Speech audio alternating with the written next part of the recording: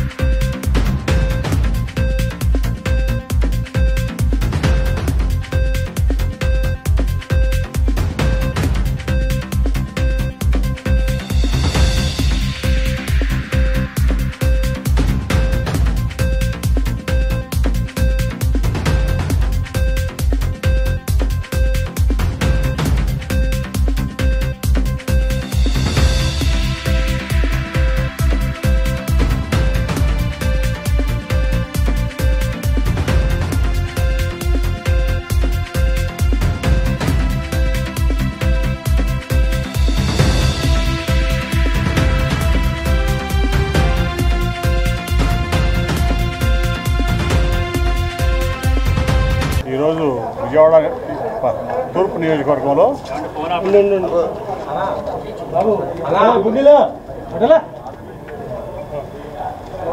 ఈరోజు విజయవాడ తూర్పు నియోజకవర్గంలో 9వ డివిజన్ ప్రచార కార్యక్రమంలో దేవినేని అవినాష్ గారు ఎమ్మెల్యే అభ్యర్థి వైఎస్ఆర్సీపీ పార్టీ, అట్లా ఇక్కడ నాయకులు మన వల్లూరు ఈశ్వర్ ప్రసాద్, అట్లా గద్దె కళ్యాణ్, అట్లాగే సుబ్బరాజు గారు, ఇతర ముఖ్య నాయకులు అందరూ మా కార్యకర్తలు అందరూ కూడా పాల్గొన్నారు. ఈ డివిజన్లో ఎప్పటి నుంచో దీర్ఘకాలిక సమస్యలు ఉన్నటువంటి పరిస్థితుల్లో విజయవాడ ఈస్ట్ నియోజకవర్గానికి వైఎస్ఆర్సీపీ ఇన్ఛార్జిగా అవినాష్ గారు చేపట్టిన తర్వాత ఇన్ఛార్జిగా అనేక సమస్యలు ఇక్కడ పరిష్కారం చేయడం జరిగింది. ముఖ్యంగా ఇక్కడ చూస్తాండి, మనం ఈ స్క్రూ బ్రిడ్జ్ కింద ఉన్నాం. ఎప్పుడో పాతకాలం నాటి స్క్రూ బ్రిడ్జ్ ఇది. ఈ టోటల్గా కూడా పటవంట్లంకకి అట్లాగే విజయవాడకి మధ్యలో ఇది పెద్ద డిస్కనెక్ట్ లాగా ఉండేది ఎప్పుడు కూడా. అటువంటిది ఎప్పుడు కూడా మళ్ళీ మెయిన్ రోడ్ మీదకి వెళ్ళి బెంచ్ సర్కిల్ మీదుగా తిరిగి రావాల్సిన పరిస్థితుల్లో పకీర్గూడెం కానీ, అటుపక్క పకీర్గూడెం, ఇటుపక్క పటవంట్లంక, బెంచ్ సర్కిల్, ఈ ప్రాంతం అంతా కూడా చాలా విజయవాడ సిటీలోనే ఒక చాలా ముఖ్యమైన ప్రముఖమైన ప్రాంతం ఇదంతా కూడా మీ అందరికీ తెలుసు. అటువంటి ప్రాంతంలో ఈ ఒక చిన్న కార్యక్రమాలు, చిన్న పనులు చేస్తే పెద్ద ఇంపాక్ట్ క్రియేట్ అవుతుంది అనడంలో ఇది ఒక ఉదాహరణ. ఈ డివిజన్లో ఎప్పటి నుంచో దాదాపు 60-70 ఏళ్ళ నుంచి ఇబ్బంది పడుతున్న పరిస్థితిలో ఇవాళ ఈ చిన్న కార్యక్రమం ఇక్కడ ఈ స్క్రూ బ్రిడ్జ్ కింద నుంచి ఇక్కడ కొన్ని ఇబ్బందులు తొలగించి, అట్లాగే ఇక్కడ రోడ్డు వేసి మరి ఈ ప్రాంత వాసులందరికీ కూడా ఇటు నుంచి పటంలంక నుంచి అటు పకీర్గూడెం వెళ్ళడానికి ఈజీ యాక్సెస్, బెంచ్ సర్కిల్ వెళ్ళడానికి కానీ, పకీర్గూడెం వెళ్ళడానికి కానీ, ఆ పైన సిటీలోకి వెళ్ళడానికి కానీ చాలా ఈజీ యాక్సెస్ చేసినటువంటి అవినాష్ గారిని, అట్లాగే ఆ బృందం అందరినీ కూడా ఇక్కడ 9వ డివిజన్ వైఎస్ఆర్సీపీ నాయకుల్ని, కార్యకర్తలు అందరూ కూడా నేను అభినందిస్తూ ఉన్నా. పెద్దలు, విజయవాడ పార్లమెంట్ సభ్యులు, అదేవిధంగా విజయవాడ పార్లమెంట్ అభ్యర్థి కేశినేని శ్రీనివాస్ నాని గారితో పాటు మేమందరం గారు ఈరోజు ఎన్నికల ప్రచారంలో పాల్గొని ఈరోజు చేపల మార్కెట్ దగ్గర నుంచి స్క్రూ బ్రిడ్జ్ దాకా ఈరోజు ప్రతి ఇంటికి గారా ఈ యొక్క 5 సంవత్సరాల్లో జగన్మోహన్ రెడ్డి గారి యొక్క నాయకత్వంలో జరిగిన అభివృద్ధి కార్యక్రమాలు, సంక్షేమ కార్యక్రమాలు ప్రజానికానికి వివరించి, అదేవిధంగా రాబోయే రోజుల్లో పెద్దలు కేశినేని శ్రీనివాస్ నాని గారు కానివ్వండి, లేకపోతే మేమందరం కానివ్వండి, జగన్మోహన్ రెడ్డి గారి యొక్క నాయకత్వంలో చేయబోయే అభివృద్ధి సంక్షేమ కార్యక్రమాల గురించి ఈరోజు ప్రజానికానికి వివరిస్తూ జరిగింది. ప్రతి ఇంటి ముందు గార పెద్దవాళ్ళు అవనివ్వండి, మహిళలు అవనివ్వండి, ప్రతి ఒక్కరి గారు బయటకు వచ్చి మేము జగన్మోహన్ రెడ్డి గారికి ఫ్యాన్ గుర్తుకే ఓటేస్తాము, ఈ 5 సంవత్సరాల్లో గతంలో ఎన్నడూ లేని విధంగా గత ప్రభుత్వాల్లో గత ముఖ్యమంత్రిగా పనిచేసిన చంద్రబాబు నాయుడు కానివ్వండి, తెలుగుదేశం పార్టీ కానివ్వండి, ఏ ప్రభుత్వం చేయని అభివృద్ధి సంక్షేమ కార్యక్రమాలు ఈరోజు మా ప్రాంతంలో కేవలం జగన్మోహన్ రెడ్డి గారి యొక్క నాయకత్వంలో జరిగింది అని చెప్పని ఈరోజు ఎంతో సంతోషం చెప్పుకుంటున్నాం. దాదాపుగా 6 కోట్ల రూపాయలు ఈరోజు 9వ డివిజన్ ప్రాంతంలో మేము అభివృద్ధి కార్యక్రమాలు చేసాం. ఈరోజు పటమట్లంక మెయిన్ రోడ్ 1 కోటి రూపాయలతో కానివ్వండి, ఈరోజు దాదాపుగా స్క్రూ బ్రిడ్జ్ కింద ఈరోజు ఎన్నో సంవత్సరాల కళ. ఎందుకంటే దీని గురించి తెలుగుదేశం పార్టీ మీడియా ఈనాడు, జ్యోతి గారు రాసింది, ఈ పని పూర్తి చేస్తారా అని చెప్పని. 5 సంవత్సరాలు వాళ్ళ అధికారంలో ఉన్నప్పుడు ఏ రోజు గారా పని చేయకుండా జగన్మోహన్ రెడ్డి గారి యొక్క నాయకత్వంలో ఈరోజు మేము ప్రజానికం అవసరం కోసం, ప్రజలకు అవసరం కోసం ఏదైతే బెంచ్ సర్కిల్ దాకా వెళ్లాల్సి వస్తాయని చెప్పిన ఏదైతే ప్రజానికం బాధపడుతున్నారో ఈరోజు మా నాయకులు విశ్వప్రసాద్ గారు కానివ్వండి, సుబ్బరాజు గారు కానివ్వండి, కళ్యాణ్ కానివ్వండి, హరీష్ కానివ్వండి, 9వ డివిజన్ ప్రాంతానికి సంబంధించిన ప్రతి ఒక్కరు గారా ఈరోజు ఈ ప్రాంతంలో ఉన్న సమస్యల గురించి నిరంతరం పోరాటం చేస్తారు. అదేవిధంగా చేపల మార్కెట్ సంబంధించి షెడ్ ఏర్పాటు చేశారు. ఇదివరకు ఆ ప్రాంతంలో ఏదైనా చేపలు అమ్ముకోవాలన్నా, లేకపోతే ఏదైనా వ్యాపారం చేసుకోవాలన్నా వాళ్ళకి సౌకర్యం లేకపోతే ఈరోజు పెద్దల విశ్వప్రసాద్ గారు ఒక నాయకత్వం ఈరోజు అక్కడ షెడ్ ఏర్పాటు చేయడం జరిగింది. 10 సంవత్సరాలు ఎమ్మెల్యేగా ఉన్న అసమర్థత వ్యక్తి కావాలా, 5 సంవత్సరాల్లో 674 కోట్లతో అభివృద్ధి చేసిన సమర్థత యువకుడు కావాలని చెప్పని ప్రజానీకం ఒక ఆలోచనలో ఉన్నారు. 10 సంవత్సరాల అనుభవం ఉంది, ఏం చేశారు? 70 సంవత్సరాలు పుట్టి పెరిగి భూమి మీద వచ్చిందో 70 సంవత్సరాలు ఉంటే ఏం చేశారు? అది కాదు జనాభా చూసేది. మాకు అండగా ఎవరున్నారు, మా ప్రాంతంలో అభివృద్ధి కార్యక్రమాలు ఎవరు చేశారు, మాకు సంక్షేమ పథకాలు ఎవరు అందించారనేదే ఈరోజు ప్రజానికం చూస్తున్నారు. ఈరోజు వాళ్ళకి 70 సంవత్సరాలు ఉన్నా 10 సంవత్సరాలు మేము ఓటేసి గెలిపించి మాకు ఒక చేతగాని ఎమ్మెల్యేగా గద్దె రామ్మోహన్ ఉన్నారు. మాకు వద్దు అని చెప్పని గద్దె రామ్మోహన్ ఒక చేతగాని ఎమ్మెల్యేగా ఉన్నారు.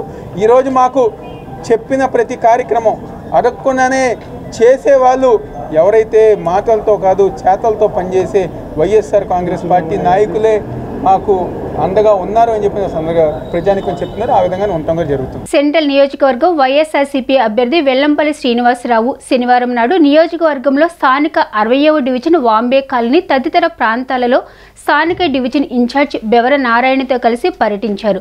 ప్రతి ఇంటికి వెళ్లి జగనన్న హయాంలో చేకూరే లబ్ధిని వివరిస్తూ కరపత్రం అందజేసి ప్రజలతో మాట్లాడుతూ ఓట్లను అభ్యర్థించారు. ఈ సందర్భంగా వెల్లంపల్లి శ్రీనివాస్ మాట్లాడుతూ డివిజన్ పర్యటనలో భాగంగా 60వ డివిజన్ పరిధిలో పర్యటించడం జరిగిందన్నారు. వైఎస్ఆర్సీపీ హయాంలో డివిజన్ అభివృద్ధి జరిగిందన్నారు. అందరికీ అన్ని సంక్షేమ పథకాలు అందాయన్నారు. ప్రతి ఒక్కరికి ఇంటి వద్దనే సంక్షేమ పథకాలు ఇచ్చామన్నారు. వృద్ధులు బాధపడుతున్నారన్నారు.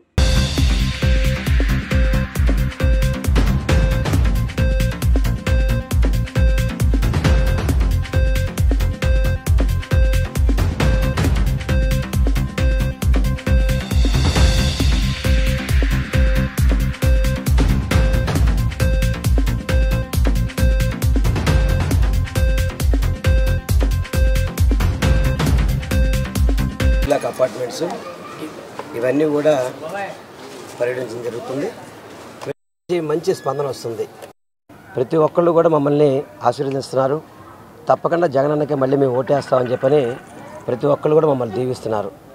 ఎందుకంటే జగనన్న ప్రభుత్వంలో ప్రతి ఒక్కళ్ళకి కూడా పథకాలు చక్కగా ఇంటికి వెళ్ళాయి. కాకపోతే ఈసారి మాత్రం పెన్షన్లు సచివాలయం తీసుకెళ్ళేటప్పటికీ అందరికీ కొంత ఇబ్బంది పరిస్థితుంది. ఎందుకంటే దాదాపు 4-5 రోజులు అవుతుంది. ఈ వాలంటీర్ వ్యవస్థని చంద్రబాబు నాయుడు దుర్మార్గంగా ఆపేసేయడం కానివ్వండి, ఇతర వీటన్నిటి వల్ల కూడా పెన్షన్లు అనేది చాలా ఇబ్బంది పడింది.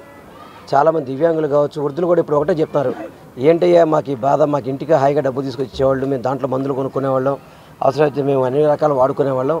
ఇటువంటిది మేము ఇవాళ కిందకి వచ్చి వెళ్తుంటే కాళ్ళు నొప్పులు, మేము వెళ్ళలేకపోతున్నాం పరిస్థితి. అది చంద్రబాబు ఇంత దుర్మార్గం ప్రవర్తించడం తప్పు కదా, ఎందుకు ఈ విధంగా మమ్మల్ని ఇబ్బంది పెడుతున్నాడు అని చెప్పని ఆ ముసలివారి యొక్క ఉసురు పోసుకుంటున్నాడు ఆ ముసలివాడు. అదేవిధంగా పవన్ కళ్యాణ్ కానీ నారా లోకేష్ కానీ వీళ్ళెవ్వరికీ కూడా చిత్తశుద్ధి లేదు. అదేవిధంగా నిన్న చంద్రబాబు నాయుడు రావులపాలెం సభ అక్కడ ఈస్ట్ గోదావరి దగ్గర ఒక సభలో కిరాణా మర్చెంట్ షాపుల్లో గంజాయి అమ్ముతున్నాడని చెప్పని ఏదైతే చిల్లర వర్తకులు ఉంటారో అందరినీ కూడా అవమానించే విధంగా, ఎందుకంటే నువ్వు ఎలాగో ఉపాధి చూపెట్టలేవు, వాళ్ళు స్వయం ఉపాధిగా వాళ్ళు చిల్లర కొట్లు కిరాణా కొట్లు పెట్టుకుని వాళ్ళు వ్యాపారం చేసుకుంటుంటే దాంట్లో గంజాయి అమ్ముతున్నారని చెప్పడానికి సిగ్గులేదు అసలు నీకు. ఆ గంజాయి కానీ డ్రగ్స్ కానీ కేర్ ఆఫ్ అడ్రస్ అంతా కూడా చంద్రబాబు నాయుడే కదా. ఆ మూలాలన్నీ కూడా నీ దగ్గర దొరికినాయి కదా, అవన్నీ కూడా మన వైజాగ్లో దొరికిన దానికి మళ్ళీ అది కప్పు పుచ్చుకోవడానికి కిరాణా మర్చెంట్ల మీద చిల్లర వర్తకుల మీద ఎవరైతే చిన్న చిన్న వ్యాపారాలు చేసుకుంటారో వాళ్ళ మీద కూడా ఇప్పుడు మనమేమో వాలంటీర్ల మీద కచ్చి తీర్చుకున్నాం, మొన్నేమో వృద్ధులు వికలాంగులు అదే దివ్యాంగులు అదేవిధంగా వితంతువుల మీద కచ్చి తీర్చుకున్నాం, ఇప్పుడు చిల్లర వర్తకుల మీద కచ్చి తీర్చుకుంటున్నాం. ఈ రాష్ట్రంలో ప్రతిపక్ష నాయకుడిగా ఉంటూ అందరికీ తోడుండాల్సింది పోయి ఇటువంటి వ్యక్తుల్ని ఇటువంటి సంఘ విద్రోహాల్ని ఈ రాష్ట్రంలో రానికూడదు. ఎందుకంటే వస్తే అధికారంలో రాకముందే ఈ విధంగా వాళ్ళు ప్రవర్తిస్తుంటే రేపు పొద్దున పొరపాటున కనుక ఏదన్నా తప్పు జరిగితే ఎలా ఉంటుందో ఒకసారి మనం ఆలోచన చేయండి. అందుకని చంద్రబాబుని, పవన్ కళ్యాణ్ని, నారా లోకేష్ని, భారతీయ జనతా పార్టీ అన్నింటినీ కలిపి మనం ప్యాక్ చేసి మన రాష్ట్రంలో ఉంచకుండా ఎక్కడో ఒకడ పంపించాలండి, అంతే తప్ప ఇక్కడ ఉంచితే మాత్రం ఈ రాష్ట్రం అంతా సర్వనాశనం అయిపోద్ది. వాంబే కాలనీలో C block apartments, D block మన ఎమ్మెల్యే వెల్లంపల్లి శ్రీనివాసరావు గారి అభ్యర్థి గారు డోర్ టు డోర్ తిరగడం జరుగుతుంది. ఈ 2 రోజులకే పింఛన్కి 4.5 సంవత్సరాలు పైన పింఛన్ ఇచ్చి వైఎస్ఆర్ ప్రభుత్వం జగన్మోహన్ రెడ్డి సీఎం అయిన తర్వాత ప్రతి ఇంటికి వెళ్ళి తలుపు తట్టి గ్రామ వారంటీలు తీసుకెళ్ళి పింఛన్ ఇవ్వడం జరుగుతుంది. ఈ 2 రోజులకే టీడీపీ వాళ్ళు చేసిన పనికి చాలా ఇబ్బంది పడి ఆ వృద్ధులందరూ కూడా కంగారు పడిపోతున్నారు, అయ్యా మా పింఛను లేట్ అవుతుంది అయ్యా అని చెప్పని. మళ్ళీ జగన్మోహన్ రెడ్డి గారికి ఓటేస్తాం, మేము జగన్మోహన్ రెడ్డి గారిని మేము గెలిపించుకుంటాము, ఈ పథకాలన్నీ ఉండాలని వెల్లంపల్లి శ్రీని గారికి మళ్ళీ ఫ్యాన్ గుర్తుగా ఓటేసి గెలిపించుకుంటాం భారీ మెజార్టీతోనని ప్రతి వృద్ధురాలు కానీ పెద్ద వయసు వాళ్ళు కానీ అందరూ కూడా చెప్పడం జరుగుతుంది. ఈ పథకాలన్నీ కొనసాగాలంటే జగన్మోహన్ రెడ్డి గారు మళ్ళీ సీఎం అవ్వాలని చెప్పి గడప తిరిగేటప్పుడు ప్రజలే చెప్తున్నారు ఆ మాట. అడగకముందు ఎల్లంపల్లి శ్రీను గారు ఏంటమ్మా ఎలా ఉందని అడిగేటప్పుడు ఆ స్థానికులే చెబుతున్నారు మళ్ళీ జగన్మోహన్ రెడ్డి గారిని గెలిపించుకుంటామా, ఇక్కడ వైసీపీ ఎమ్మెల్యే గారిని గెలిపించుకుంటామని చెప్పి చాలా సంతోషంగా చెప్పడం జరుగుతుంది. ఈ సందర్భంగా సీఎం జగన్ సమక్షంలో వైఎస్ఆర్ కాంగ్రెస్ పార్టీలో చేరారు జనసేన అమలాపురం నియోజకవర్గ ఇన్ఛార్జి శెట్టిబొత్తుల రాజుబాబు. ఆయనకు పార్టీ కండువా కప్పి పార్టీలోకి ఆహ్వానించారు. ఈ సందర్భంగా జగన్కు శాలువా కప్పి ఆప్యాయంగా పలకరించారు. అనంతరం వారు కొద్దిసేపు ముచ్చటించారు.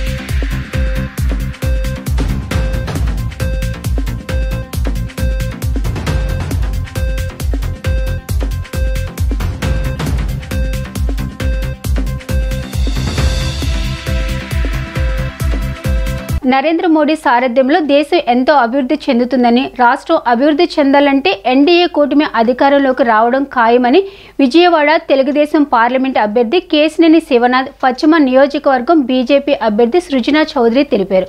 ప్రస్తుత పాలకులు పశ్చిమ నియోజకవర్గం అభివృద్ధిని పూర్తిగా విస్మరించారని, ఎన్డీఏ కూటమి అధికారంలోకి రాగానే నియోజకవర్గం అభివృద్ధిని పూర్తిగా మారుస్తామని ప్రజలకు విజ్ఞప్తి చేశారు. పశ్చిమ నియోజకవర్గంలోని 41వ డివిజన్ భవానీపురం ప్రాంతంలో విజయవాడ తెలుగుదేశం పార్లమెంట్ అభ్యర్థి కేశినేని శివనాథ్, పశ్చిమ నియోజకవర్గం బీజేపీ అభ్యర్థి సృజనా చౌదరి ఎన్నికల ప్రచారం నిర్వహించారు. ఈ ప్రచారంలో తెలుగుదేశం, బీజేపీ, జనసేన కార్యకర్తల నాయకులు పెద్ద సంఖ్యలో తరలివచ్చి ఇంటింటికి వెళ్లి ఎన్డీఏ కూటమి అభ్యర్థులను గెలిపించాలని అభ్యర్థించారు.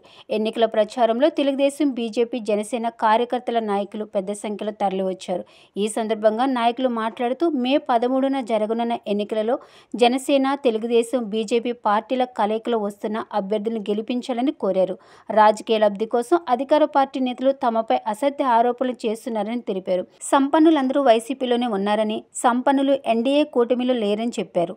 మోడీ సహకారంతో నియోజకవర్గంలో విప్లవాత్మకమైన మార్పులు తీసుకురావడం జరుగుతుందని పేర్కొన్నారు. ఈ ఎన్నికల ప్రచారం కార్యక్రమంలో జనసేన, తెలుగుదేశం, బీజేపీ నాయకులు పాల్గొన్నారు. పశ్చిమ నియోజకవర్గంలో ఈరోజు మొట్టమొదటిగా పాదయాత్ర మొదలుపెట్టాం. కేశినేని చిన్ని గారు లోక్సభ అభ్యర్థిగా, నేను ఎమ్మెల్యే అభ్యర్థిగా, నాగుల మీరా గారు, అందరం కూడా ఆల్మోస్ట్ అందరూ ఎవరికి వాళ్ళు మేమే అభ్యర్థులు అనే ఉద్దేశంతో చాలా కష్టపడి పనిచేస్తూ ఉన్నారు. ఈ పశ్చిమ నియోజకవర్గానికి అంటే మోడీ గారు, ముఖ్యమంత్రి గారు డబుల్ ఇంజన్ అంటాం కదా, ఇక్కడ డెఫినెట్గా చిన్ని గారు నాది డబుల్ ఇంజన్ పద్ధతిలో ఈ కాన్స్టిట్యున్సీ, ఈ నియోజకవర్గం పూర్తిగా మహారదశ పట్టబోతుందని చెప్పి ప్రజలందరికీ కూడా నేను చెప్పగలను. అయితే అమరావతి ఉంది, అమరావతి కూడా నేను ఎంత కష్టపడ్డాను ఏమిటనేది ఇంతకుముందు చిన్ని గారు కూడా చెప్పారు. అమరావతి మూలాన ఇక్కడ చుట్టుపక్కల గ్రామాలు కానీ చుట్టుపక్కల నియోజకవర్గాలన్నిటికీ ఎంత ప్రయోజనం కలగబోతుందనేది ఇక వచ్చే 5 ఏళ్లలో అందరూ కూడా అనుభవిస్తారు. పర్టికులర్గా యువతీ యువకులకి మాత్రం డెఫినెట్గా అనేక స్కిల్ డెవలప్మెంట్ ప్రోగ్రామ్స్ మోడీ గారు అనేక ప్రోగ్రామ్స్ పెట్టారు. ఆ ప్రోగ్రామ్స్ ద్వారా అన్ని ప్రోగ్రాంలు కూడా కేంద్ర రాష్ట్ర ప్రభుత్వాలను అనుసంధానం చేసి అన్నీ తేగలిగిన సమర్థత సామర్థ్యం నాకు ఉన్నదని గట్టి నమ్మకం.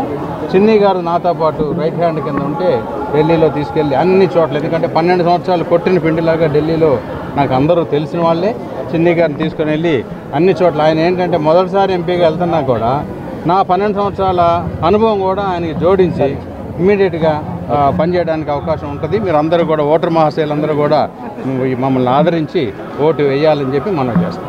తెలుగుదేశం, జనసేన, భారతీయ జనతా పార్టీ మిత్రపక్షాల అభ్యర్థిగా పార్లమెంట్ అభ్యర్థిగా కేశినేని చిన్ని గారు, మిత్రపక్షాలు బలపరిచినటువంటి అసెంబ్లీ అభ్యర్థి గౌరవనీయులు భారతీయ జనతా పార్టీ అభ్యర్థి సుజనా చౌదరి గారు. ఈరోజు మొట్టమొదటి పశ్చిమలోకి వస్తే ఇవాళ ప్రజలు బ్రహ్మరథం పడుతూ ఉన్నారు. ఈరోజు ఖచ్చితంగా వైసీపీ నాయకులకు ఛాలెంజ్ ఇసురుతూ ఉన్నాం. మీకు దమ్ము సత్తా ఉంటే ఈ నియోజకవర్గంలో అత్యధిక మెజార్టీతో సుజనా చౌదరి గారు గెలవబోతూ ఉన్నారు. చిన్ని గారికి అత్యధిక మెజార్టీ రాబోతూ ఉన్నది. నేను అడుగుతున్నాను, సుజనా చౌదరి గారి గురించి కేసీనేని నానికి మాట్లాడేటువంటి నైతిక హక్కే లేదు. తెలుగుదేశం పార్టీలో చౌదరి గారు ఏంటో మాకు తెలుసు. చౌదరి గారు దిగిన దగ్గర నుంచి వెళ్ళేంత వరకు నువ్వు పక్కనున్న పెద్ద మనిషివి. ఆయన తీసుకెళ్ళి నీకు బీఫార్మ్ ఇప్పించినటువంటి వ్యక్తి. ఇవాళ ధనవంతుడు అంటున్నారు. 2 సార్లు రాజ్యసభ చేసి, కేంద్ర మంత్రిగా చేసి, ఇవాళ ఒక పేద వర్గాలు, అట్టడుగు వర్గాలు ఉన్న నియోజకవర్గానికి నేను సేవ చేయాలని ఈరోజు సుజనా చౌదరి గారు వస్తే హృదయపూర్వకంగా ప్రజలు ఆహ్వానిస్తూ ఉన్నారు. నువ్వు 60 సంవత్సరాల చరిత్ర తెరువు, నీది ఒక 5 సంవత్సరాల చరిత్రతోనే చాలా తారుమారు అయిపోతాయి. జాగ్రత్తగా ఉండడం తెలుసు. తప్పకుండా పోతిని మహేష్ తప్పకుండా మాతో వస్తారు. జనసేన మా మిత్రపక్ష అభ్యర్థులందరం కలిసికట్టుగా పోటీ చేస్తాం. కొంత బాధ ఉండొచ్చు, తప్పకుండా వారికి న్యాయం జరుగుతుంది. పవన్ కళ్యాణ్ గారు, చంద్రబాబు నాయుడు గారు, అంతేకాకుండా బీజేపీ అగ్రనాయకత్వం వారిని చూసుకుంటుంది. తప్పకుండా న్యాయం జరుగుతుంది. వారి కష్టపడిన కృషికి న్యాయం జరుగుతుంది. వారితో కలిసే ప్రయాణం చేస్తాం. చంద్రబాబు తన కూటమిలోని వాళ్ళని చిన్నచూపు చూస్తున్నారని, ఆయన వల్లే బీజేపీ, జనసేనకు అసలు ఉనికే లేకుండా పోయిందని వైఎస్ఆర్సీపీ రాష్ట్ర కార్యదర్శి సజ్జల రామకృష్ణారెడ్డి అన్నారు. ఓటమిని గ్రహించి చంద్రబాబు పిచ్చిపట్టినట్లు ప్రవర్తిస్తున్నారని, ప్రజలకు సంక్షేమం అందకుండా కుట్రలు చేస్తున్నారని సజ్జల మండిపడ్డారు. జనసేన, బీజేపీ వాళ్లకు నిరాశే మిగిలిందని సజ్జల రామకృష్ణ అన్నారు. కూటమిలో ఉన్న చంద్రబాబు ఎవరికి అనుకుంటే వాళ్లకు సీట్లు ఇచ్చేలా చేశారని చెప్పారు. తన మనుషులకే టికెట్లు ఇప్పించుకున్నారు. బీజేపీలో కూడా బాబు చెప్పినట్లే సీట్లు ఖరారయ్యాయని ఆయన తెలిపారు. కానీ 2019 ఎన్నికలంటే టీడీపీ ఘోరంగా ఓడిపోబోతుంది. అందుకే ఓటమిని గ్రహించి చంద్రబాబు ఎగిరెగిరి పడుతున్నారని అన్నారు. పిచ్చి పట్టినట్లు మాట్లాడుతున్నారు. ఈ ఎన్నికల తర్వాత టీడీపీ కనుమరుగవుతుందని జోసిన్ చెప్పారు. 2019లో అధికారంలో ఉన్నప్పుడు కూడా చంద్రబాబు తీరు ఎలా ఉందో అందరికీ తెలుసని చెప్పారు. ఆయన పాలనను ప్రజలు మరిచిపోలేదు. గత ఎన్నికల సమయంలో చంద్రబాబు ముఖ్యమంత్రిగా ఉన్న సమయంలో సీఈఓ మీదకు దూకుడుగా వెళ్లారు. దబాయించి మాట్లాడారు. వ్యవస్థల మీద చంద్రబాబుకు గౌరవం లేదు అన్నారు. ప్రతిపక్షంలో ఉన్నప్పటికీ వ్యవస్థలను మేనేజ్ చేస్తూ వాటిపై దాడి చేస్తూ వస్తున్నారని విమర్శించారు. చంద్రబాబు అనుకో కక్షతో వాలంటీర్ వ్యవస్థపై విషప్రచారం చేసింది అన్నారు. ఇప్పుడు ఎన్నికల ముందర ఆ వ్యవస్థను దూరం చేసింది. తన ఏజెంట్ నిమ్మగడ్డతో ఫిర్యాదు చేయించారన్నారు. వృద్ధులకు, దివ్యాంగులకు పెన్షన్లు, పథకాలు అందకుండా కుట్ర చేసిందని చెప్పారు. వాలంటీర్ వ్యవస్థ వల్ల 2 రోజుల్లో పెన్షన్ పంపిణీ పూర్తయ్యేదని, కానీ ఇప్పుడది ఆలస్యమయ్యిందని, దీంతో పెన్షనర్లను ఆందోళన వ్యక్తమైందని చెప్పారు. దురదృష్టవశాత్తు ఎండలకు తాళలేక కొందరు చనిపోయారని ఆవేదన వ్యక్తం చేశారు. అధికారులపైన చంద్రబాబు అనుకో ఫిర్యాదు చేశారని, చంద్రబాబు రాక్షస మనస్తత్వం ఏ నాయకుడిలో కనిపించలేదు అన్నారు. అది ధర్మయుద్ధమో లేక నిజంగా తేల్చుకోవాలనుకుంటే ప్రజలకు సంబంధించిన అజెండా మీద నువ్వు ఎంతన్నా కొట్లాడు. నువ్వు ఇక్కడ ఫెయిల్ అయినావా, నువ్వు ఎక్కడెక్కడ ఇదయ్యాను, నేనైతే ఏం చేస్తావు ఏమన్నాను. ఇదేంటి పిల్ల చేష్టలాగానో లేక మెంటల్ పిచ్చివాళ్ళు కదా ఎగురుతున్నట్టు పిచ్చి మాటలు మాట్లాడుకుంటాను. ఎవరిని సైకో అనాలి? ఆ ఎగిరే చంద్రబాబు నాయుడు అనాలా లేక నిబ్బరంగా ప్రజల్లో అంత ఇదిగా ఆత్మవిశ్వాసంతో అడుగులేస్తూ ప్రజలతో ప్రేమగా, పేదలతో ప్రేమగా, మహిళలు, పిల్లలు అందరూ ఎగబడి జనసముద్రాలు కనపడుతున్న జగన్మోహన్ రెడ్డి గారిని అన్నాడు.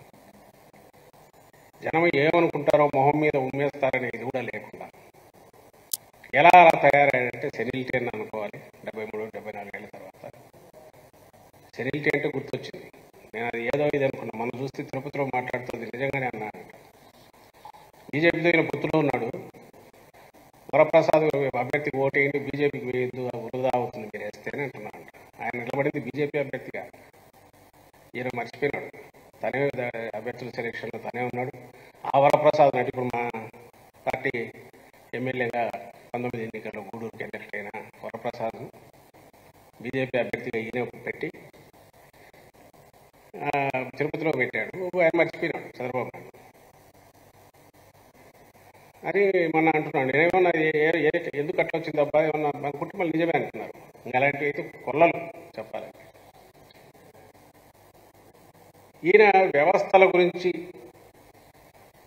వ్యవస్థల మీద ఏ రకంగా ప్రెజర్ పెడుతున్నాడు అని అంటే, ఈరోజు అపోజిషన్ కాబట్టి డెస్పరేషన్లో అనుకుంటే మళ్ళీ గుర్తొచ్చి తీయించిన. మీరు చూడండి, 19లో కూడా ఆ రోజు అధికారంలో ఉన్నాడు ముఖ్యమంత్రిగా. ముఖ్యమంత్రిగా అధికారంలో ఉండి ఎలాంటివి చేశాడో ఒక్కసారి చూడండి.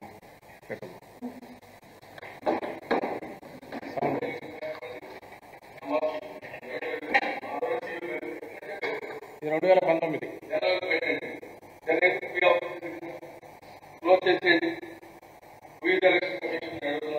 సరిగ్గా కట్టలేదు. ఎయిర్పోర్ట్ చేయండి, పెట్టి రిగ్గింగ్ చేసుకుంటారు. అయిపోతుంది ఎలక్షన్ ఎందుకైనా చూడాలి. ఎందుకు మీటింగ్ ఏమో ఏమంటే మీరు ఇండిపెండెంట్ పార్టీ అవడం ఢిల్లీ చెప్పినంత యాజిటీ లేదు. లేకపోయినా మీరు ఏమంటారంటే మీ కాన్షియస్ ఉంటుంది. వరంటే పోస్ట్ ఆఫీస్ వారు హ్యావింగ్ పవర్ ఏమంటే అబాలిష్ చేయమని మనందరూ చేసేయమనండి. ఆయన పెట్టుకోమని ఒక పెట్టుకొని చేయమని అన్నీ నేను అంత ఈజీగా పికప్ చేస్తానంటే లాజికల్గా పోవచ్చు.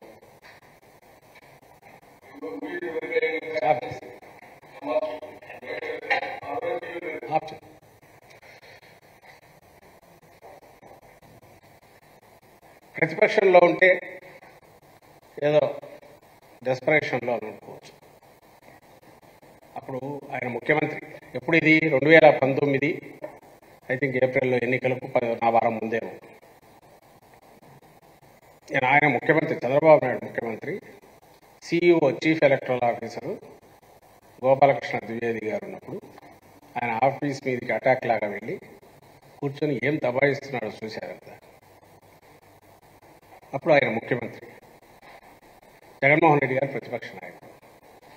జగన్మోహన్ రెడ్డి గారు ఏ రోజైనా ఇంకొక వ్యవస్థకు సంబంధించిన దాని మీద వెళ్ళి ఇలా మాట్లాడిన సందర్భం ఉందా?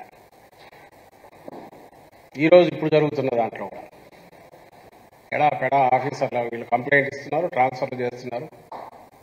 వాళ్ళ కంప్లైంట్లలో వాళ్ళ దాంట్లో నిరాధారమైనవి, సిన్సియర్గా ఉన్న వాళ్ళ మీద అన్నీ ఉన్నాయి. అయినప్పటికీ అది ఎలక్షన్ కమిషన్ పరిధిలోకి ఒకసారి వెళ్ళిన తర్వాత అది వాళ్ళ విచక్షణ అధికారాన్ని యూజ్ చేసేది. పవిత్ర రంజాన్ మాసంలో ఇఫ్తార్ విందులు మత సామరస్యానికి ప్రతీకగా నిలుస్తాయని కొండపల్లి దర్గా పీఠాధిపతి అల్తాఫ్ రజా అన్నారు.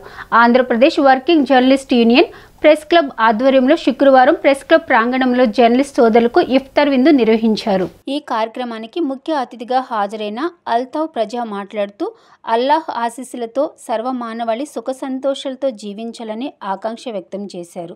నిరంతరం వార్తా సేకరణలతో బిజీగా ఉండే జర్నలిస్టులు హిందూ ముస్లిం సఖ్యత ఆకాంక్షిస్తూ ఇఫ్తార్ విందు నిర్వహించడం హర్షణీయమన్నారు. ఈ కార్యక్రమంలో ప్రింట్ అండ్ ఎలక్ట్రానిక్ మీడియా జర్నలిస్టులు అధిక సంఖ్యలో పాల్గొన్నారు. కాగా ఈ కార్యక్రమానికి గౌరవ అతిథులుగా Satyanarayanapuram police station CI M Venkatanarayana, Governorpet CI D Venkatanarayana హాజరయ్యారు. ఈ కార్యక్రమంలో జర్నలిస్ట్ నాయకులు senior journalist SK Babu, Samna రాష్ట్ర కార్యదర్శి CH Ramana Reddy, APWJ Vijayawada unit అధ్యక్షులు చావా రవి, విజయవాడ ప్రెస్ క్లబ్ రాష్ట్ర కార్యదర్శి దాసరి నాగరాజు, కోశాధికారి ఎండి హుస్సేన్, సామన్న, విజయవాడ అధ్యక్షులు ఎంవి సుబ్బారావు, యూనియన్ కార్యవర్గ సభ్యులు జీవన్ కుమార్, డి శ్రీనివాస్, భద్రం, ఎన్ సుధాకర్ రెడ్డి, ప్రముఖ mimicry artist Sylvester, SK Nagur Mastan తదితరులు పాల్గొన్నారు. ఈరోజు విజయవాడ నగరంలో Vijayawada press club, electronic media, print media చాలా సంతోషకరమైనటువంటి వార్త. భిన్నత్వంలో ఏకత్వం అనే విధంగా కులం మతం భేదం అనే ఏమాత్రం కొద్ది కూడా అవకాశం లేకుండా అందరూ కలిసికట్టుగా ఒక పవిత్రమైనటువంటి రంజాన్ మాసంలో ఇఫ్తార్ విందు ఏర్పాటు చేయడమే కాకుండా ఇక్కడే ఇఫ్తార్ తర్వాత నమాజ్ కూడా ఏర్పాటు చేసి బ్రహ్మాండంగా అంటే దేశానికి రాష్ట్రానికి ఒక సందేశం అనేది మనమంతా ఒకటే, మనమంతా కూడా మానవత్వం కలిగిన వాళ్ళం, రామతత్వం, యేసుతత్వం, ఇస్లాం తత్వం అన్ని తత్వాలు కలిపితే ఉండేది మానవత్వం. కాబట్టి ఆ మానవత్వంతో ప్రతి పండగ కూడా అందరు కలిసికట్టుగానే చేసుకున్నాం. భవిష్యత్తు తరాల్లో కూడా మన పిల్లలు కూడా అందరూ అన్ని పండగలు కూడా కలిసికట్టుగానే చేసుకుంటామనే ఒక సందేశాన్ని ఈరోజు విజయవాడ ప్రెస్ క్లబ్ ద్వారా ఇవ్వడం అనేది చాలా శుభ పరిణామం. ఈ కార్యక్రమాన్ని ఏర్పాటు చేసినటువంటి ఇక్కడ ఉన్నటువంటి సీనియర్ పాత్రికలు అందరికీ కూడా, ఎలక్ట్రానిక్ మీడియా, ప్రింట్ మీడియా వాడి అందరికీ కూడా ప్రత్యేకమైనటువంటి ఆ అల్లా వారికి వారి కుటుంబాలకు ఆరోగ్యాలతో సుఖ సంతోషాలతో అష్ట ఐశ్వర్యాలతో వారు ఏ వృత్తిలో ఉన్నారో ఆ వృత్తిలో దినదిన అభివృద్ధి చెందుతూ అన్ని విధాలుగా కూడా మంచి జరగాలని కోరుకుంటూ సెలవు తీసుకుంటున్నాం. Andhra Pradesh union of working journalist అలాగే విజయవాడ ప్రెస్ క్లబ్ల సంయుక్త ఆధ్వర్యంలో ఇఫ్తార్ విందును ఏర్పాటు చేయడం జరిగింది. ఇది మన సభ్య సమాజానికి ఒక సందేశం. అన్ని మతాలు సమానమే, అన్ని కులాలు సమానమే, మనిషికి కావాల్సింది మానవత్వం. ఆ మానవత్వాన్ని చాటి చెప్పేదే ఈ పవిత్రమైనటువంటి రంజాన్ మాసం. ఈ సందర్భంగా ముస్లిం సోదరులు నెల రోజుల పాటు ఉపవాసం ఉండి మరి నెల రోజుల తర్వాత వచ్చేటువంటి పర్వదినం అనేటువంటి రంజాన్ పండుగను జరుపుకుంటారు. ఇది ప్రపంచవ్యాప్తంగా ఎన్నో శతాబ్దాల నుండి వస్తున్నటువంటి విధానం. ఈ రోజున మన ప్రెస్ క్లబ్కి విచ్చేసి వారి సందేశం ద్వారా మనందరికి కూడా ఒక నూతన ఉత్తేజాన్ని, ప్రోత్సాహాన్ని, అలాగే మనం చేస్తున్నటువంటి వృత్తిలో దినదినాభివృద్ధి చెందాలని చెప్పి అల్తాఫ్ రజా గారు మనందరికి కూడా మనందరి తరపున వారు దువా అంటే ప్రార్థన చేయటం జరిగింది. వారికి ప్రెస్ క్లబ్ తరపున అలాగే Andhra Pradesh union of working journalist తరపున మా హృదయపూర్వక ధన్యవాదాలు తెలియజేసుకుంటున్నాను. తూర్పు నియోజకవర్గం వైసీపీ అభ్యర్థి దేవినేని అవినాష్ విజయాన్ని కాంక్షిస్తూ అతని కుటుంబ సభ్యులు నియోజకవర్గంలో విస్తృతంగా ప్రచారం చేస్తున్నారు. నియోజకవర్గ వ్యాప్తంగా అభివృద్ధి పనులు చేసిన ఘనత అవినాష్దేనని వారు తెలియజేశారు. జగన్ హయాంలో 650 కోట్లతో అభివృద్ధి, 900 కోట్లతో సంక్షేమ పథకాలు అందించిన ఘనత వైసీపీ ప్రభుత్వందేనని వారు తెలిపారు. దేవినేని అవినాష్కి రాబోయే ఎన్నికల్లో ఓటు వేయాలని కోరుతూ గడప గడపకు అవినాష్ అన్న కార్యక్రమాన్ని నియోజకవర్గంలో నిర్వహించారు. ఈ సందర్భంగా దేవినేని అవినాష్ సతీమణి సుధీర 21వ డివిజన్లో, సోదరి క్రాంతి 2వ డివిజన్లో ప్రచారం నిర్వహించారు. ఈ సందర్భంగా గడప గడపకు వెళ్లి జగన్ హయాంలో జరిగిన అభివృద్ధి కార్యక్రమాలను ప్రజలకు వివరించారు. ఈ సందర్భంగా కరపత్రాలను పంచిపెడుతూ నియోజకవర్గ వ్యాప్తంగా జరిగిన అభివృద్ధి కార్యక్రమాలను ప్రజలకు తెలియజేశారు. ఈ సందర్భంగా 2వ డివిజన్ కార్పొరేటర్ అంబడిపుడి నిర్మల కుమారి, 21వ డివిజన్ కార్పొరేటర్ పుప్పాల కుమారి మాట్లాడుతూ రాబోయే ఎన్నికల్లో ఫ్యాన్ గుర్తుకు ఓటు వేసి అవినాష్ని గెలిపించాలని, అవినాష్తోని నియోజకవర్గంలో మరింత అభివృద్ధి సాధ్యమవుతుందని వారు తెలిపారు. ఈ కార్యక్రమంలో స్థానిక నాయకులు, కార్యకర్తలు పాల్గొన్నారు.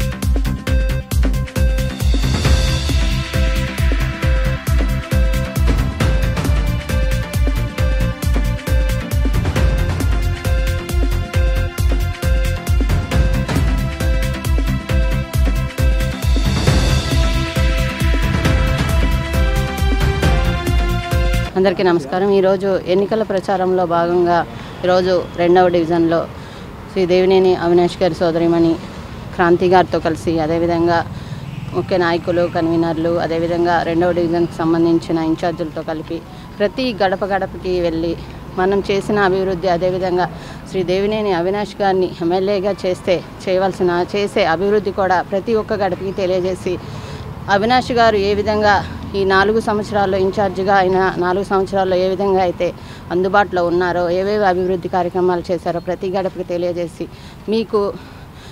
మాకొక్కలకే ఓటు అడిగే దమ్ముంది, ధైర్యం ఉంది అని ప్రతి ఒక్కరికి తెలియజేసి ఈరోజు ప్రతి ఒక్కరిని ఓటు అభ్యర్థించడం జరిగింది. అదేవిధంగా కేశినేని నాని గారిని ఎంపీగా, అదేవిధంగా దేవినేని అవినాష్ గారిని ఎమ్మెల్యేగా చేస్తే మన విజయవాడ అనేది అభివృద్ధి దశలో దూసుకుపోతుందని అదేవిధంగా ప్రతి ఒక్కరికి తెలియజేయడం జరిగింది.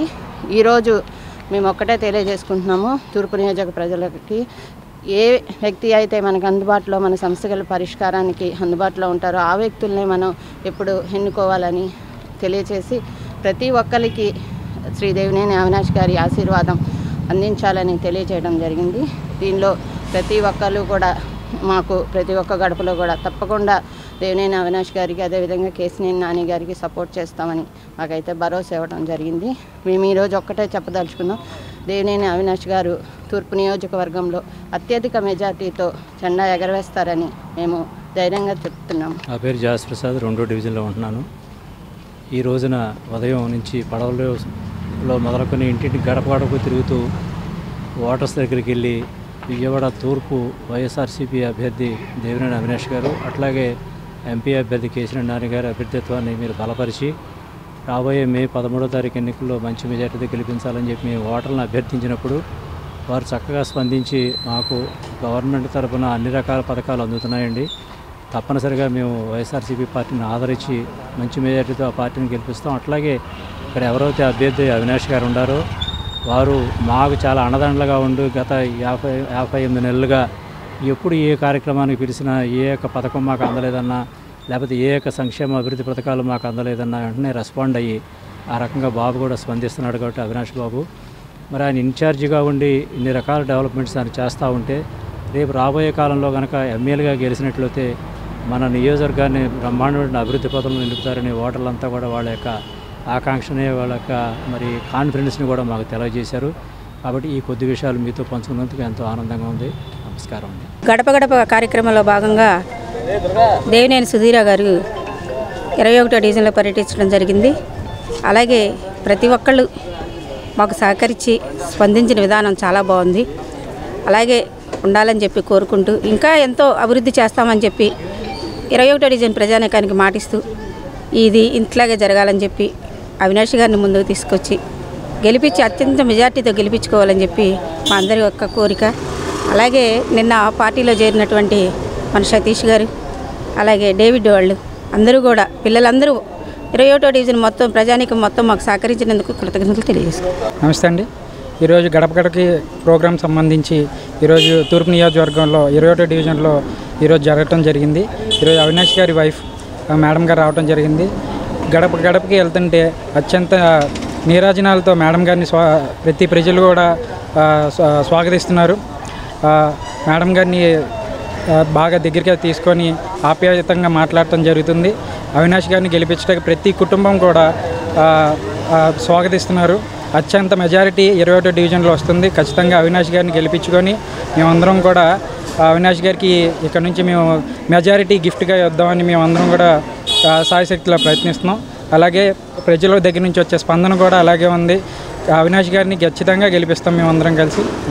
ఈరోజు విజయవాడ తూర్పు నియోజకవర్గం 21వ డివిజన్ పరిధిలో పప్పాల కుమారి గారు, టీపీ రెడ్డి గారి ఆధ్వర్యంలో అవినాష్ అన్న సతీమణి అయినటువంటి సుధీర గారు ఈరోజు గడప గడపకి వైఎస్ఆర్ కాంగ్రెస్ పార్టీ ప్రభుత్వం అనే ఇదితోటి పాదయాత్ర చేశారు. ప్రతి ఇంటి నుంచి విపరీతమైన రెస్పాండ్ వచ్చింది. ముఖ్యంగా బీసీ, ఎస్సీ, ఎస్టీ మైనార్టీలు అందరూ కూడా అవినాష్ అన్న వెనకాలే నిలబడతా ఉంటున్నారు. జగనన్న ఇస్తున్న సంక్షేమ పథకాలతో పాటు ఆయన చేస్తున్న అభివృద్ధి చూసి ఈ పార్టీ పట్ల ఎంతో ఉత్తేజితులయ్యి చాలా రెస్పాండ్ కూడా అనుగుణంగా ఉంది. అంతేకాకుండా చంద్రబాబు నాయుడు ఈ మధ్య అవాకులు చవాకులు కూడా చాలా వేలుతున్నాడు. టిప్పర్ లారీ డ్రైవర్కి ఇచ్చారు, అనగారిన వర్గాలకి చులకనగా చాలా ఇదిగా చూస్తున్నాడు.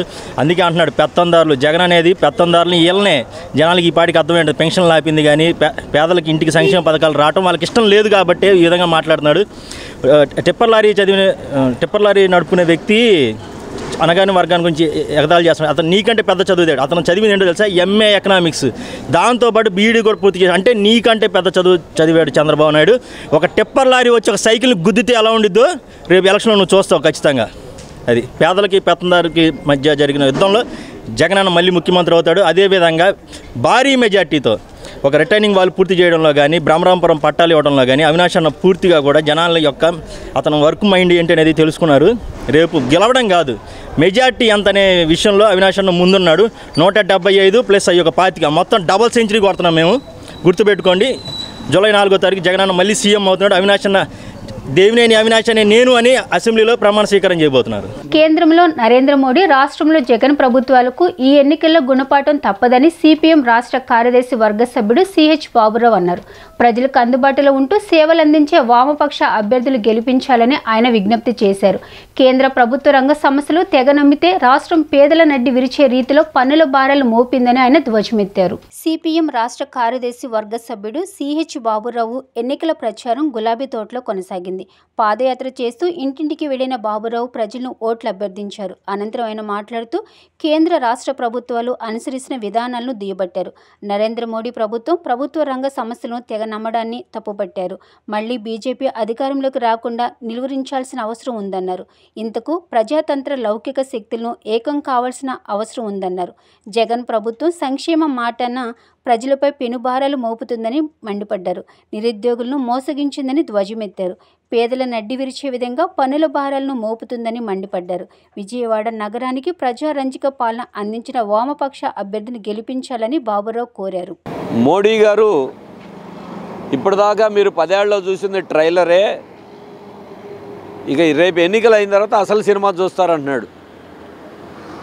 ట్రైలరే చాలా భయంకరంగా ఉంది, ఇక మళ్ళీ అసలు సినిమా ఇంకెంత భయంకరంగా ఉంటుందో ఆలోచించండి. దేశంలో రాజ్యాంగాన్నంతా మూల స్తంభాలు నరికేసిన మోడీ గారు ఇక ఈసారి అసలు సినిమా అంటే రాజ్యాంగాన్ని మార్చేయటమే. అందుకే ప్రమాదాన్ని గమనించండి, మోడీని గద్దెదించండి, మోడీకి జతకట్టే వాళ్ళతో బుద్ధి చెప్పండి. ఆంధ్రప్రదేశ్లో ఉన్న ప్రజలు 199 మంది మోడీ బీజేపీ ద్రోహం చేసిందనే అభిప్రాయంతో ఉన్నారు. ఆ ప్రజల ఆకాంక్షలకు అనుగుణంగా కమ్యూనిస్టులు, ఇండియా వేదిక తరపున పార్టీలు మోడీకి మద్దతుగా నిలబడే తెలుగుదేశం, వైసీపీలకు వ్యతిరేకంగా పోరాడుతూ ఉన్నాం. దాంతోపాటు ఈ రాష్ట్రంలో ప్రజలందరికీ ఈ రాష్ట్ర ప్రభుత్వం కరెంటు షాక్ ఇస్తూ ఉంది. షాకుల మీద షాకులు, కరెంటు బిల్లులు రెట్టింపైని రకరకాలుగా దోచుకుంటున్నారు. సుమారు 20,000 కోట్ల రూపాయలు పైగా 5 ఏళ్లలో భారం వేశారు. చంద్రబాబు నాయుడు గారు బాధుడు అన్న జగన్మోహన్ రెడ్డి గారు ఇప్పుడు ఆయన బాధుడు ప్రారంభించాడు. 5 ఏళ్ల నుంచి ఆయన బాధుడే. ఆంధ్రప్రదేశ్లో అయితే జాయింట్ బాధుడు జగన్ గారు, మోడీ గారు. అందుకే ఈరోజు మేము ఒకటే అడుగుతున్నాం, తెలుగుదేశం కరెంటు ఛార్జీలు పెంచింది, జగన్మోహన్ రెడ్డి గారు తగ్గిస్తానని దొడ్డిదారిన కరెంటు ఛార్జీలు పెంచారు. ఈ విషయంలో అటు బీజేపీ, వైసీపీ, తెలుగుదేశం అందరిది ఒకటే దారి. మళ్ళీ ఇప్పుడు రెడీగా ఉన్నాయి, కత్తులు నూరుతున్నారు. ఎన్నికలు అయిపోగానే ఇంకా కొన్ని షాకులు ఇవ్వడానికి. రాష్ట్రంలో త్వరలో జరగనున్న సార్వత్రిక ఎన్నికలను శాంతియుతంగా, స్వేచ్ఛగా మరియు న్యాయబద్ధంగా నిర్వహించాల్సిన బాధ్యత జిల్లా ఎన్నికల అధికారులు మరియు ఎస్పీలపైనే ఉందని రాష్ట్ర ప్రధాన ఎన్నికల అధికారి ముఖేష్ కుమార్ మీనా పేర్కొన్నారు. ఇందుకై వీరిరువురు సమన్వయము, ఓర్పుతో వ్యవహరిస్తూ సమస్యలపై సమగ్ర అవగాహనతో తక్షణమే స్పందిస్తూ పరిష్కరించాలని ఆదేశించారు. శనివారం రాష్ట్ర సచివాలయం నుండి అన్ని జిల్లాల ఎన్నికల అధికారులు, పోలీస్ సూపరింటెండెంట్లు, పోలీస్ కమిషనర్లతో ఆయన వీడియో కాన్ఫరెన్స్ నిర్వహించి ఎన్నికలను విజయవంతంగా నిర్వహించేందుకు చేస్తున్న ఏర్పాట్లను, తీసుకుంటున్న చర్యలను మరియు ఎన్నికల ప్రవర్తన నియమావళి పటిష్టంగా అమలుపరిచే అంశాలను సమీక్షించారు. ఈ సందర్భంగా ఆయన మాట్లాడుతూ వచ్చే ఎన్నికల్లో ఎటువంటి హింసకు, రీపోలింగ్కు తావు లేకుండా పటిష్టమైన భద్రతా చర్యలను చేపట్టాలన్నారు. గంజాయి, లిక్కర్, నగదు, నగదు, ఉచితాల అక్రమ రవాణాపై పటిష్టమైన నిఘా ఉంచాలని, రాష్ట్రాల సరిహద్దులు, జిల్లాల సరిహద్దులు ఉండే చెక్పోస్టులో నిఘా వ్యవస్థను మరింత బలోపేతం చేయాలని ఆదేశించారు. గోవా, హర్యానా నుండి అక్రమంగా లిక్కర్ రాష్ట్రంలోకి రాకుండా పటిష్టమైన చర్యలు చేపట్టానన్నారు. రాజకీయ పార్టీల ప్రతినిధులు, వ్యక్తులు 50,000కు మించి నగదు కలిగి ఉంటే వెంటనే జప్తు చేయాలని, వ్యాపారులు, సాధారణ పౌరుల విషయంలో ఆచితూచి అడుగు వేయాలని, వారిని ఎటువంటి ఇబ్బందులకు గురి చేయవద్దన్నారు. నగదు జప్తు కేసులను 24 గంటల్లోనే పరిష్కరించాలని, ఇందుకే రాష్ట్రమంతా ఒకే విధానాన్ని అనుసరించేలా త్వరలో SOPని రూపొందించి కమ్యూనికేట్ చేయనున్నట్లు తెలిపారు. రాజకీయ పార్టీల ప్రతినిధులు ఇంటింటి ప్రచారానికే ముందస్తుగా పొందాల్సిన అనుమతి విషయంలో తగిన వివరణకే భారత ఎన్నికల సంఘానికి ప్రతిపాదనలు పంపడమైనదని, అయితే ఈ అంశంలో తగిన వివరణ అందేలోపు ఇంటింటి ప్రచారానికి సంబంధించి ముందస్తు సమాచారాన్ని సంబంధిత ROకు మరియు సంబంధిత పోలీస్ స్టేషన్కు ఇస్తే చాలనే విషయాన్ని అన్ని రాజకీయ పార్టీలకు తెలియజేయాలని సూచించారు. భారత ఎన్నికల సంఘం రాష్ట్రానికి 3 ప్రత్యేక పరిశీలకులను నియమించిందని, వీరే ఎన్నికల సంఘానికి కళ్ళు, చెవులు వంటి వారని, వీరు నేరుగా ప్రధాన ఎన్నికల కమిషన్ నేతృత్వంలో పనిచేస్తుంటారన్నారు. ప్రత్యేక సాధారణ పరిశీలకులు, ప్రత్యేక వ్యయ పరిశీలకులు ఇప్పటికే రాష్ట్రానికి వచ్చి పలు ప్రాంతాల్లో పర్యటించారన్నారు. రాష్ట్రంలో చేస్తున్న ఎన్నికల ఏర్పాట్లు, ఎన్నికల ప్రవర్తన నియమావళి అమలు విషయంలో వీరు సంతృప్తి చెందేలా చూసుకోవాలన్నారు. ఎన్నికల ప్రవర్తన నియమావళి ఉల్లంఘన ఫిర్యాదులపై తక్షణమే చర్యలు చేపట్టాలని, తమ కార్యాలయం నుండి పంపించే ఫిర్యాదులపై జిల్లా స్థాయిలోనే సమగ్రమైన విచారణ జరిపి చర్యలు తీసుకున్న తదుపరి మాత్రమే నివేదిక పంపాలని ఆదేశించారు. తదుపరి చర్యల కోసం తగు ఆదేశాలు జారీ చేయాలని, తమ కార్యాలయం నివేదిక పంపొద్దని స్పష్టంగా సూచించారు. వీడియో కాన్ఫరెన్స్ ముగింపు సందర్భంగా రాష్ట్ర పోలీస్ నోడల్ అధికారి మరియు అదనపు DGP శంక్రత్ బాంగ్చి మాట్లాడుతూ, ప్రత్యేక సాధారణ పరిశీలకులు రామ్మోహన్ మిశ్రా రాష్ట్ర పర్యటన సందర్భంగా చేసిన పలు సూచనలను DEOలకు, SPలకు వివరించారు. 10 లక్షలకు పైబడి జప్తు చేయబడిన నగదు, బంగారం, ఇతర విలువైన వస్తువుల సమాచారాన్ని ఎప్పటికప్పుడు IT అధికారులకు తెలియపరచాలన్నారు. ఎన్ఫోర్స్మెంట్ ఏజెన్సీల నోడల్ అధికారులతో తరచుగా సమావేశమై గంజాయి, లిక్కర్, నగదు, ఉచితాల అక్రమ రవాణాపై నిఘాను పటిష్టపరచాలన్నారు. లిక్కర్, డ్రగ్స్ రవాణా చేసే కింగ్ పెన్షన్లపై తగు చర్యలు తీసుకోవాలన్నారు. రాష్ట్రాల సరిహద్దులు, జిల్లాల సరిహద్దుల్లో ఉండే చెక్పోస్టులో కూడా నిఘాను మరింత పటిష్టపరచాలని ఆదేశించారు. అదనపు CEO P. కోటేశ్వరరావు మాట్లాడుతూ, AROలు అదనంగా కావాల్సిన వారు సంబంధిత జాబితాలను 3 రోజుల్లో CEO కార్యాలయానికి పంపిస్తే వాటిని కన్సల్టేట్ చేసి EC ఆమోదం కోసం పంపిస్తామన్నారు. అదనపు CEO MN హరేంద్ర ప్రసాద్ మాట్లాడుతూ, సోషల్ మీడియా కంప్లైంట్స్పై తగు చర్యలు తీసుకునేందుకు ఇప్పటికీ SOPని అన్ని జిల్లాల ఎన్నికల అధికారులకు కమ్యూనికేట్ చేయడం జరిగిందని, మరియు మీడియాకు అథారిటీ లెటర్స్ జారీకే సమగ్ర సమాచారాన్ని కూడా అందజేయడం జరిగిందని, వాటికి అనుగుణంగా చర్యలు చేపట్టాలని కోరారు. ఈ సమావేశంలో అన్ని జిల్లాల ఎన్నికల అధికారులు, పోలీస్ సూపరింటెండెంట్లు, పోలీస్ కమిషనర్తో పాటు joint CEO A. Koteswararao, deputy CEO K. Visweswararao, assistant CEO Tatabbai తదితరులు పాల్గొన్నారు. దళిత నాయకుడు బెజ్జం రాజాజీకి జరిగిన అన్యాయంపై మాల మహానాడు జాతీయ అధ్యక్షుడు Golla Arun Kumar SC commission chairman Victor ప్రసాద్ని కలిసి ఆయన కార్యాలయంలో వినతి పత్రం అందజేశారు. ఈ సందర్భంగా బాధితులకు న్యాయం చేయాలని కోరారు. అనంతరం గోళ్ల అరుణ్ కుమార్ మాట్లాడుతూ, దళిత ఉద్యమాల్లో తనదైన పాత్ర పోషించిన బెజ్జం రాజాజీకి అన్యాయం జరిగిందన్నారు. 3, 4 నెంబర్ ఫ్లాట్లు తమవే అంటూ నకిలీ డాక్యుమెంట్లు సృష్టించి అమ్మేశారన్నారు. ఆయనకు జరిగిన మోసంపై చీటింగ్ కేసు నమోదు చేశారని, కానీ బాధితుడికి ఇప్పటి వరకు సరైన న్యాయం జరగలేదన్నారు. బాధితుడు Rajaji police commissioner, SC commission దృష్టికి పలుమార్లు తీసుకెళ్లడం జరిగిందన్నారు. తనను మోసం చేసిన వారిని చట్టపరంగా కఠినంగా శిక్షించాలని కోరారు. మీడియా మిత్రులకి ఉద్యమ జేబీంలు, నా పేరు గోళ్ల అరుణ్ కుమార్, మాల మహానాడు జాతీయ అధ్యక్షుడిగా పనిచేస్తూ ఉన్నాను.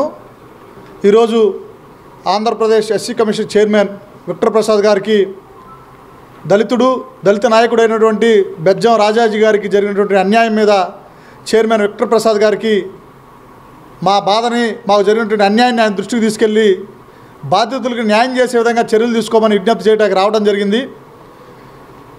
ముఖ్య కారణం ఏంటంటే, రాజాజీ సోదరుడు ఆయన ఉన్నటువంటి తక్కువ చిన్న కుటుంబం అయినప్పటికీ కూడా పేద కుటుంబం నుంచి రాజాజీ దళిత ఉద్యమాల్లో తనదైన పాత్ర పోషిస్తూ ఉంటాడు.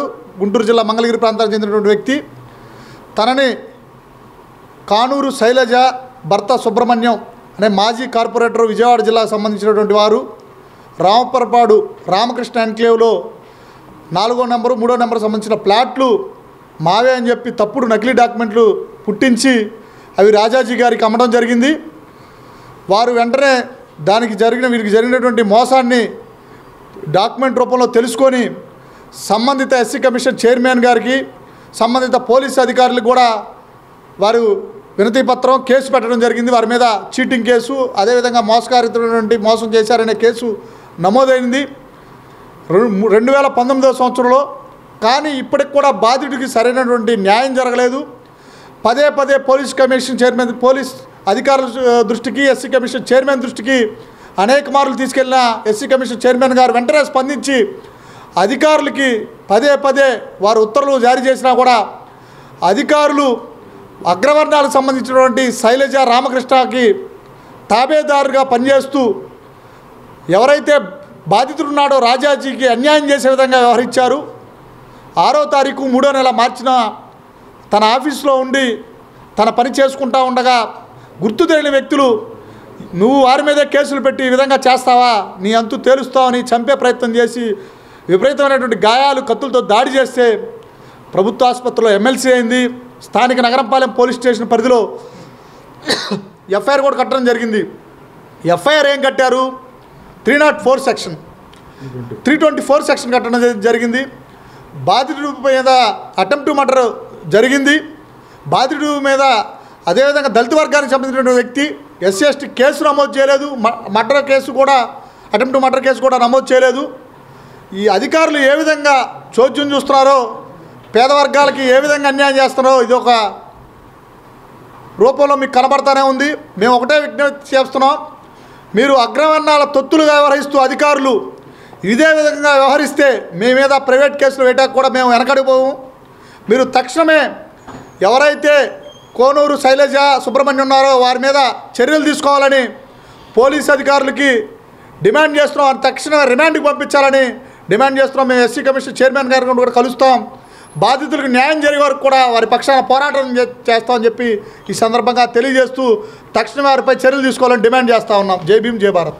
విజయవాడ మాజీ కార్పొరేటర్ గారు మంగళగిరి ప్రాంతానికి చెందిన ఆమె 2019లో మా మంగళగిరి వచ్చి, అయ్యా నాకు ఇట్లా అపార్ట్మెంట్ ఉంది మా ఆయన పేరు మీద, మాకు కొద్దిగా అవసరం, తక్కువ రేటుకే ఇస్తాము, అది బ్యాంకులో ఉండటం వల్ల తక్కువ రేటుకే ఇస్తాం, బ్యాంకులో మేము డబ్బులు కట్టాం, క్లియరెన్స్ ఉందని చెప్పి తీసుకొచ్చి అన్నీ చూపించి నన్ను మోసం చేస్తే 2019లో నేను కంప్లైంట్ పెట్టాను.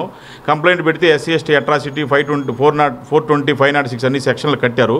కట్టిన మధ్యలో మళ్ళా వచ్చి నువ్వు పెట్టిన కేసు విత్డ్రా చేసుకోకపోతే నిన్ను చంపేస్తామని చెప్పి బెదిరిస్తే నేను వచ్చి ఎస్సీ కమిషనర్కి పెట్టుకున్న తరుణంలో ఈ మధ్య 2024 మార్చి నెల 6వ తారీఖున నేను విజయవాడ గుంటూరులోని రియల్ ఎస్టేట్ ఆఫీసు నాకు ఉంది, అక్కడ పనిచేసుకుంటా ఉంటే గుర్తుదేని వ్యక్తులతో వచ్చి నువ్వు పెట్టిన కేసు విత్డ్రా చేసుకుంటావా లేదా అని చెప్పి కత్తులతో పొడిసి విపరీతంగా కొట్టి మాకు అంతలోకి మా ఉన్న స్టాఫ్ వచ్చేసరికి పారిపోయారు అందరూ.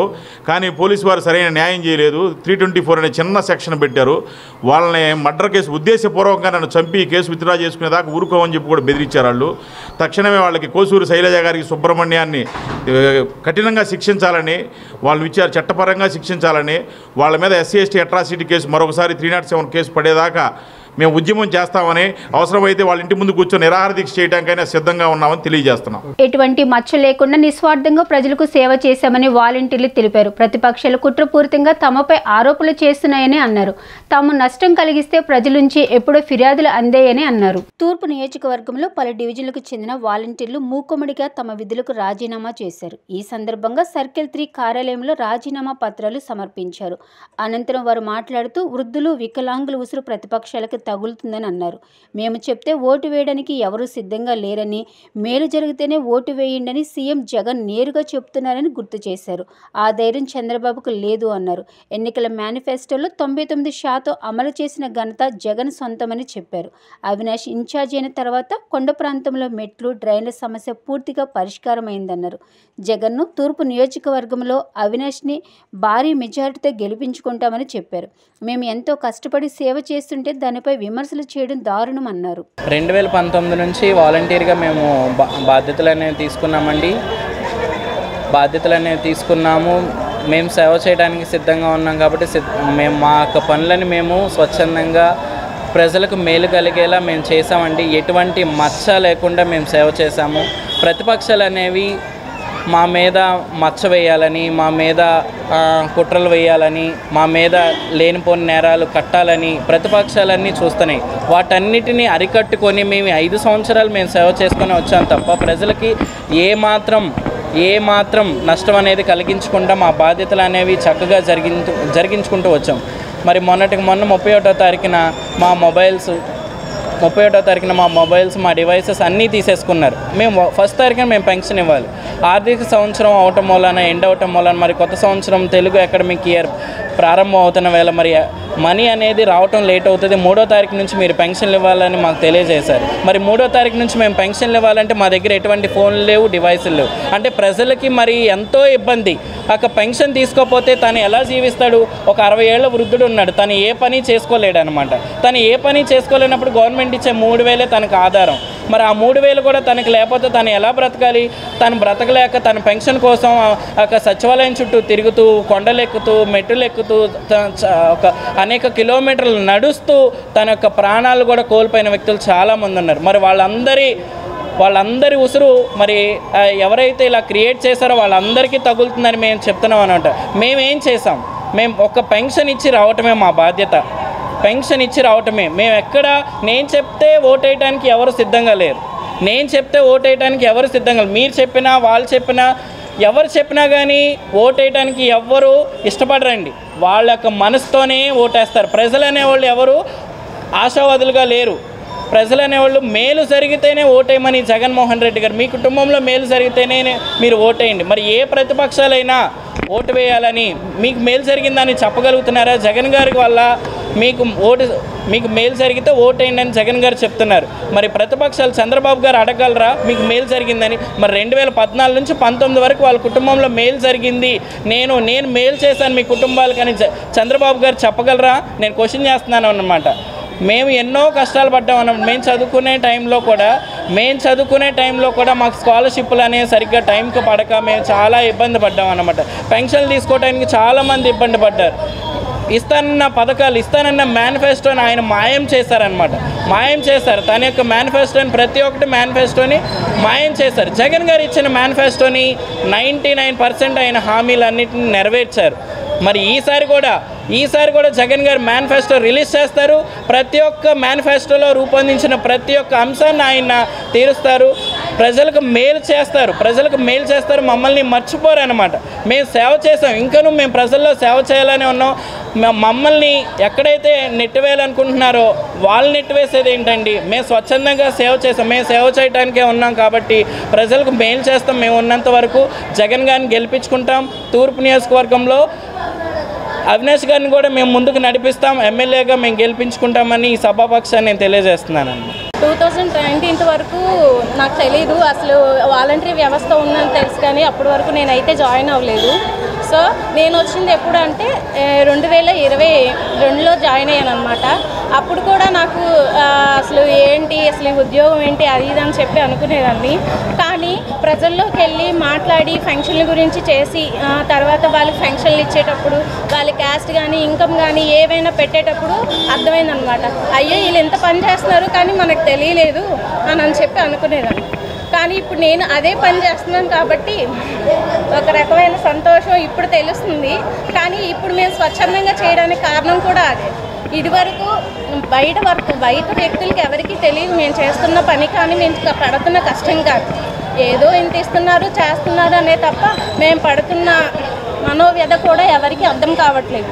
ఎందుకంటే చాలా కష్టపడుతున్నాం మేము. ఎంత అంటే అసలు మా ఫ్యామిలీ గురించి కూడా ఆలోచించుకోవట్లేదు. ఎందుకంటే రేపు పొద్దున్న మేము పడిన బాధ మా పిల్లలు ఎవరు పడకున్నా ప్రస్తుతానికి చాలా బాగా చదువుకుంటున్నారు. గవర్నమెంట్ స్కూల్లే కానీ కాలేజెస్ కానీ ఏవైనా సరే ప్రతిదానికి రెస్పాన్సిబిలిటీగా ఫీల్ అయ్యి అందరినీ ముందుకు నెట్టగలుగుతున్నాము. ప్రస్తుతానికి నాదైతే కొండ అనమాట, కొండ ప్రాంతం. దానిలో కూడా అసలు ఎక్కడానికి చాలా ఇబ్బంది పడేవాళ్ళు జనాలు. ఇప్పుడు దేవినేని అవినాష్ గారు ఇన్ఛార్జిగా అయిన తర్వాత మాకు అక్కడ రోడ్లు వేయించారు, స్ట్రీట్ లైట్లు వేయించారు, వాటర్ ప్రాబ్లమ్స్ సాల్వ్ చేశారు. ప్రతిదీ స్ట్రీట్ లైట్తో సహా స్టెప్స్ అన్నీ మాకు అన్నీ చేయడం వల్ల మేము ప్రశాంతంగా ఉండగలుగుతాం. ఇప్పుడు మేము వెళ్ళి స్వచ్ఛందంగా ఇప్పుడు మేము అవినాష్ అన్నకి ఓటేయండి అని అడగడానికి కూడా మాకు ధైర్యంగా ఉంది. Thank you. వాలంటీర్ల వ్యవస్థపై అధికార ప్రతిపక్ష పార్టీలు అవకాశవాద రాజకీయాలు అవలంబిస్తున్నాయని సిటిజన్ ఫర్ డెమోక్రసీ ప్రతినిధులు ఎల్వి సుబ్రహ్మణ్యం, నిమ్మగడ్డ రమేష్ తెలిపారు. వాలంటీర్ల వ్యవస్థ వెనుక అధికార పార్టీ స్వార్థ రాజకీయ ప్రయోజనాలు ఉన్నాయని వారు ఆరోపించారు. ఈ వ్యవస్థ లేని పొరుగు రాష్ట్రాల్లో సైతం సంక్షేమ పథకాలు సక్రమంగా అమలవుతున్న అంశాన్ని వారు ప్రస్తావించారు. అధికారులు ఎన్నికల నిర్వహణలో నిష్పక్షపాతంగా వ్యవహరించకపోతే చింతించక తప్పదని వారు హెచ్చరించారు. వాలంటీర్ల పట్ల తమకు సానుభూతి ఉందని, కానీ వ్యవస్థలో లోపాలు మాత్రమే తాము చెబుతున్నామని, ఏ పార్టీతోనూ తమకు సంబంధం లేదని స్పష్టం చేశారు. పెద్దలు, విద్యార్థులందరికీ కొంతకాలం క్రితం థామస్ పికెటీ క్యాపిటల్ అని ఒక గొప్ప పుస్తకాన్ని రాశాడు. ఆ పుస్తకంలో ప్రపంచంలో ఆర్థిక పరిణామ ప్రక్రియ ఎట్లా జరిగింది, ఏ దేశాలు ముందుకు వెళ్ళాయి, ఏ దేశాలు వెనకబడిపోయాయి, ఏ కారణాల చేత అని చక్కగా విశ్లేషించారు. ఆ పుస్తకం చదివితే మనకి బాధ కలిగించే విషయం ఏంటంటే, ప్రపంచ సంపదలో ఒకప్పుడు దాదాపు 30% మేరకు భారతదేశంలో ఉండేది సంపద సృష్టించడమే కాకుండా సంపద వినియోగంలో కూడా భారతదేశం అత్యున్నత స్థానంలోకి వెళ్ళిన తర్వాత ఈ వలసవాదుల, సామ్రాజ్యవాదుల స్థాపనలో భారతదేశానికి జరిగిన నష్టం, భారతదేశ సమాజానికి జరిగిన నష్టం, భారతదేశ చేతి వృత్తులకు జరిగిన నష్టం, భారతదేశ ఆర్థిక వ్యవస్థకు జరిగిన నష్టం, అది సామాన్యమైన నష్టం కాదు, ఇది వెలకట్టలేనిది. I thank the Citizens for Democracy for inviting me for this important discussion. I also compliment this Citizen for Democracy for organizing these discussions, and also for voter awareness, which they are doing excellent work in Andhra Pradesh, and for other states also it's quite useful. My talk will be in two parts. First, I'll speak on the development challenges for Indian economy and states, because that's important to link with the development and welfare, because there are so many development challenges mentioned by the previous speakers. So unless you take into account those things, you can't discuss the second one. కిరాణా వ్యాపారులను కించపరిచే విధంగా వ్యాఖ్యలు చేసిన చంద్రబాబు నాయుడు తక్షణమే క్షమాపణ చెప్పాలని Vijayawada chamber of commerce and industry అధ్యక్షుడు Konakalla Vidyadhar Rao demand చేశారు. చంద్రబాబుకు మొదటి నుండి వ్యాపారాలంటే చులకన భావని, వారి మనోభావాలను దెబ్బతీసే వ్యాఖ్యలు తరచూ చేస్తూనే ఉన్నారని ఆగ్రహం వ్యక్తం చేశారు. కిరాణా వ్యాపారులు 90% పైగా ఆర్యవేశులు ఉంటారని, వారిని అవమానపరిచే వ్యాఖ్యలు చేసిన చంద్రబాబు తన వ్యాఖ్యలు ఉపసంహరించుకోని పక్షంలో ఎన్నికల్లో తగిన గుణపాఠం చెబుతామని వారు హెచ్చరించారు. రావులపాలెంలో జరిగిన సభలో టీడీపీ అధినేత చంద్రబాబు కిరాణా వ్యాపారులపై చేసిన వ్యాఖ్యలను Vijayawada chamber of commerce and industry తీవ్రంగా ఖండించింది. ఈ వ్యాఖ్యలను నిరసిస్తూ ఛాంబర్ ప్రతినిధులు నిరసన తెలియజేశారు. చంద్రబాబుకు వ్యతిరేకంగా ప్లకార్డులు ప్రదర్శిస్తూ నల్ల బ్యాడ్జీలు ధరించి నినాదాలు చేశారు. అనంతరం ఛాంబర్ అధ్యక్షుడు కొనకళ్ళ విద్యాధరరావు, పల్లపోతు మురళీకృష్ణ, బుజ్జి ఫర్నిచర్ డీలర్స్ అసోసియేషన్ అధ్యక్షుడు ఈమని దామోదరరావు మాట్లాడుతూ చంద్రబాబు ఆర్య వయసులపై చేసిన వ్యాఖ్యలు వెంటనే వెనక్కి తీసుకుని క్షమాపణ చెప్పాలని డిమాండ్ చేశారు. చంద్రబాబుకు వ్యాపార వర్గాలన్నా, మరీ ముఖ్యంగా ఆర్య వయసులంటే చులకన భావం అన్నారు. అనేక మార్లు వారిని మనస్తాపానికి గురి చేసే విధంగా వ్యాఖ్యలు చేశారని తెలిపారు. ఏ రాజకీయ పార్టీ అయినా సరే వ్యాపారులను తూలనాడితే క్షమించేది లేదని ఖబర్దార్ అంటూ హెచ్చరించారు. చంద్రబాబు తన వ్యాఖ్యలు వెనక్కి తీసుకునే పక్షంలో రానున్న ఎన్నికల్లో ఆయనకు తగిన గుణపాఠం చెబుతామని వారు హెచ్చరించారు. ముఖ్యంగా ఈరోజు Vijayawada chamber of commerce and industry యొక్క సమావేశం. ఈరోజు రాజకీయ నాయకులు అనేక సందర్భాల్లో అనేక వ్యాఖ్యలు చేయొచ్చు, కానీ రావులపాలెంలో ప్రత్యేకంగా చంద్రబాబు నాయుడు వ్యాపారస్తుల యొక్క మనోభావం దెబ్బతినే విధంగా ఈరోజు ఎంతో గౌరవప్రదంగా అటు జిఎస్టీ కానివ్వండి, అనేక మందికి సేవా భావంతో వ్యాపారం చేసే వాళ్ళందరినీ కలిపి గంజాయి మీకు కిరాణా కొట్టులో అమ్ముతున్నారా లేదా, దొరుకుతుందా లేదా అని అతని యొక్క స్వలాభం కోసం కావచ్చు, లేదా అతని రాజకీయ ఎత్తుగడల కోసం కావచ్చు, వ్యాపారస్తులందరినీ కించపరచడం ఒక బహిరంగ సభలో ఉండడం వల్ల నిన్న రావులపాలెంలో మా వ్యాపారస్తులందరూ కలిసి నిరసన తెలియజేయడం, దానికి సంఘీభావంగా ఈరోజు మేము కూడా ఆ వ్యాఖ్యలను ఖండిస్తూ తీవ్రంగా ఖండిస్తున్నాం. ఎందుకంటే వ్యాపారస్తులు అనేక నష్టాలు భరాయించి వ్యాపారం చేస్తుంటారు. ఈ రాష్ట్రంలో కానివ్వండి, గతంలో 14 సంవత్సరాలు చంద్రబాబు నాయుడు గారు పరిపాలించినప్పుడు కానివ్వండి, ఏ ఒక్క కిరాణా పేరుతో ఎక్కడైనా గంజాయి అమ్మిన కేసు రిజిస్టర్ అయి ఉందా? పోనీ అలాంటి రిజిస్టర్ కేసులు కనుక తగిలితే అందరినీ అనొచ్చు. విజయవాడ ఛాంబర్ ఆఫ్ కామర్స్ అధ్యక్షుడు కొనకల్ల విద్యాధర ఆధ్వర్యంలో విజయవాడలో ఉన్న అన్ని వ్యాపార వర్గాలు చంద్రబాబు గారు నాయుడు క్షమాపణ చెప్పాలని మేము నల్ల బ్యాడ్జీలతో నిరసన ప్రదర్శిస్తున్నాం.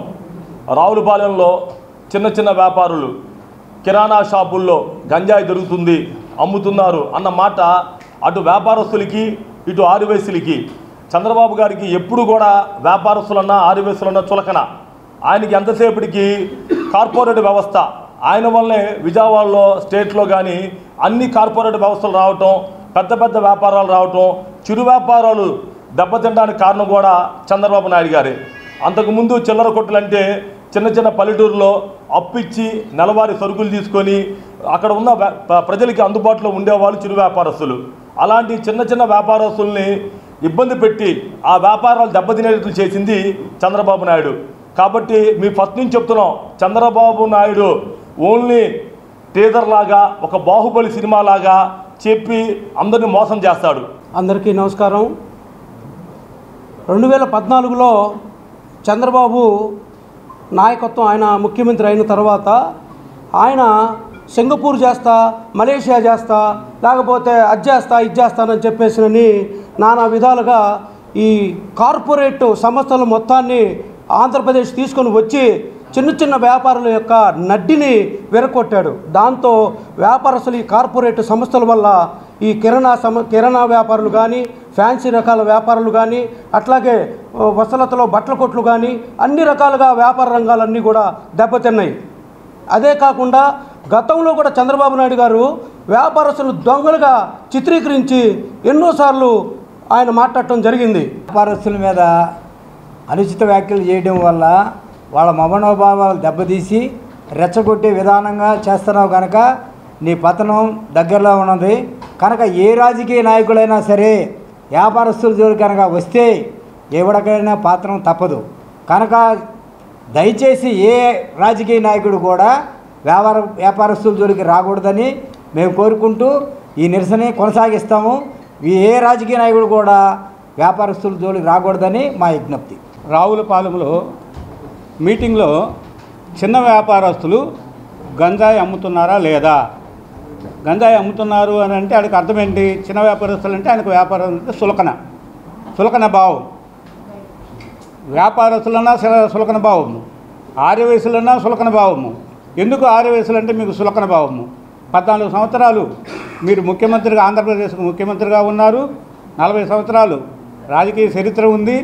చిన్న వ్యాపారస్తులు అంటే అంత సులకనగా ఎందుకు మాట్లాడుతున్నారు? మీడియా మిత్రులందరికీ నమస్కారం అండి. నిన్న రావులపాలెంలో జరిగిన చంద్రబాబు నాయుడు వ్యాఖ్యలు వ్యాపారస్తుల మనోభావాలు బాగా దెబ్బతినే విధంగా ఉన్నాయి. 40 సంవత్సరాల క్రితం చంద్రబాబు నాయుడు కూడా ఇలాంటి చిరు వ్యాపారస్తులు అప్పు తీసుకొని బతికినవాడు. రావులపాలెం లాంటి చిన్న గ్రామంలో ఆర్యవయసులు చిరు వ్యాపారస్తులు పౌరుషం రోషం చూపించారు. ఆంధ్ర రాష్ట్రంలోనే అత్యంత వ్యాపార రంగంగా ప్రసిద్ధిగాంచిన విజయవాడ నగరంలో వ్యాపారస్తులు ఇంకెంత ముందుకు వచ్చి ఎంత నిరసనలకు పిలిపిస్తారో ఒక్కసారి ఆలోచించుకోండి. టీడీపీ రిటర్నింగ్ వాల్ నిర్మించి ఉంటే ఆ ప్రాంతంలో ఒక్క సీటు కూడా ఎందుకు గెలవలేకపోయారని YCP floor leader Venkata Satyanarayana ప్రశ్నించారు. ఎమ్మెల్యే గద్దె రామ్మోహన్ తూర్పు నియోజకవర్గంలో ఎలాగో గెలవలేకపోతున్నాడని, అసత్య ప్రచారాలకు దిగుతున్నారని ఆయన మండిపడ్డారు. వైసీపీ హయాంలో తూర్పులో 650 కోట్ల అభివృద్ధి పనులు చేశామని, దమ్ముంటే దీనిపై చర్చకు రావాలని ఆయన సవాలు విసిరారు. గుణదల్లోని తూర్పు నియోజకవర్గం వైసీపీ కార్యాలయంలో deputy mayor Bellam Durga, YCP floor leader Venkata Satyanarayana, YCP కార్పొరేటర్లతో కలిసి విలేకరుల సమావేశాన్ని ఏర్పాటు చేశారు. ఈ సందర్భంగా వారు మాట్లాడుతూ టీడీపీ చేస్తున్న దుష్ప్రచారాలను ఆధారాలతో సహా తిప్పికొట్టారు. ఈ సందర్భంగా వారు మాట్లాడుతూ ఓటమి భయంతో గద్దె రామ్మోహన్ దిగజారుడు రాజకీయాలు చేస్తున్నారంటూ మండిపడ్డారు. స్థానిక ప్రజలు చీదరించుకుంటున్న గద్దెకు సిగ్గు శరం లేవంటూ వారు ఈ సందర్భంగా ధ్వజమెత్తారు.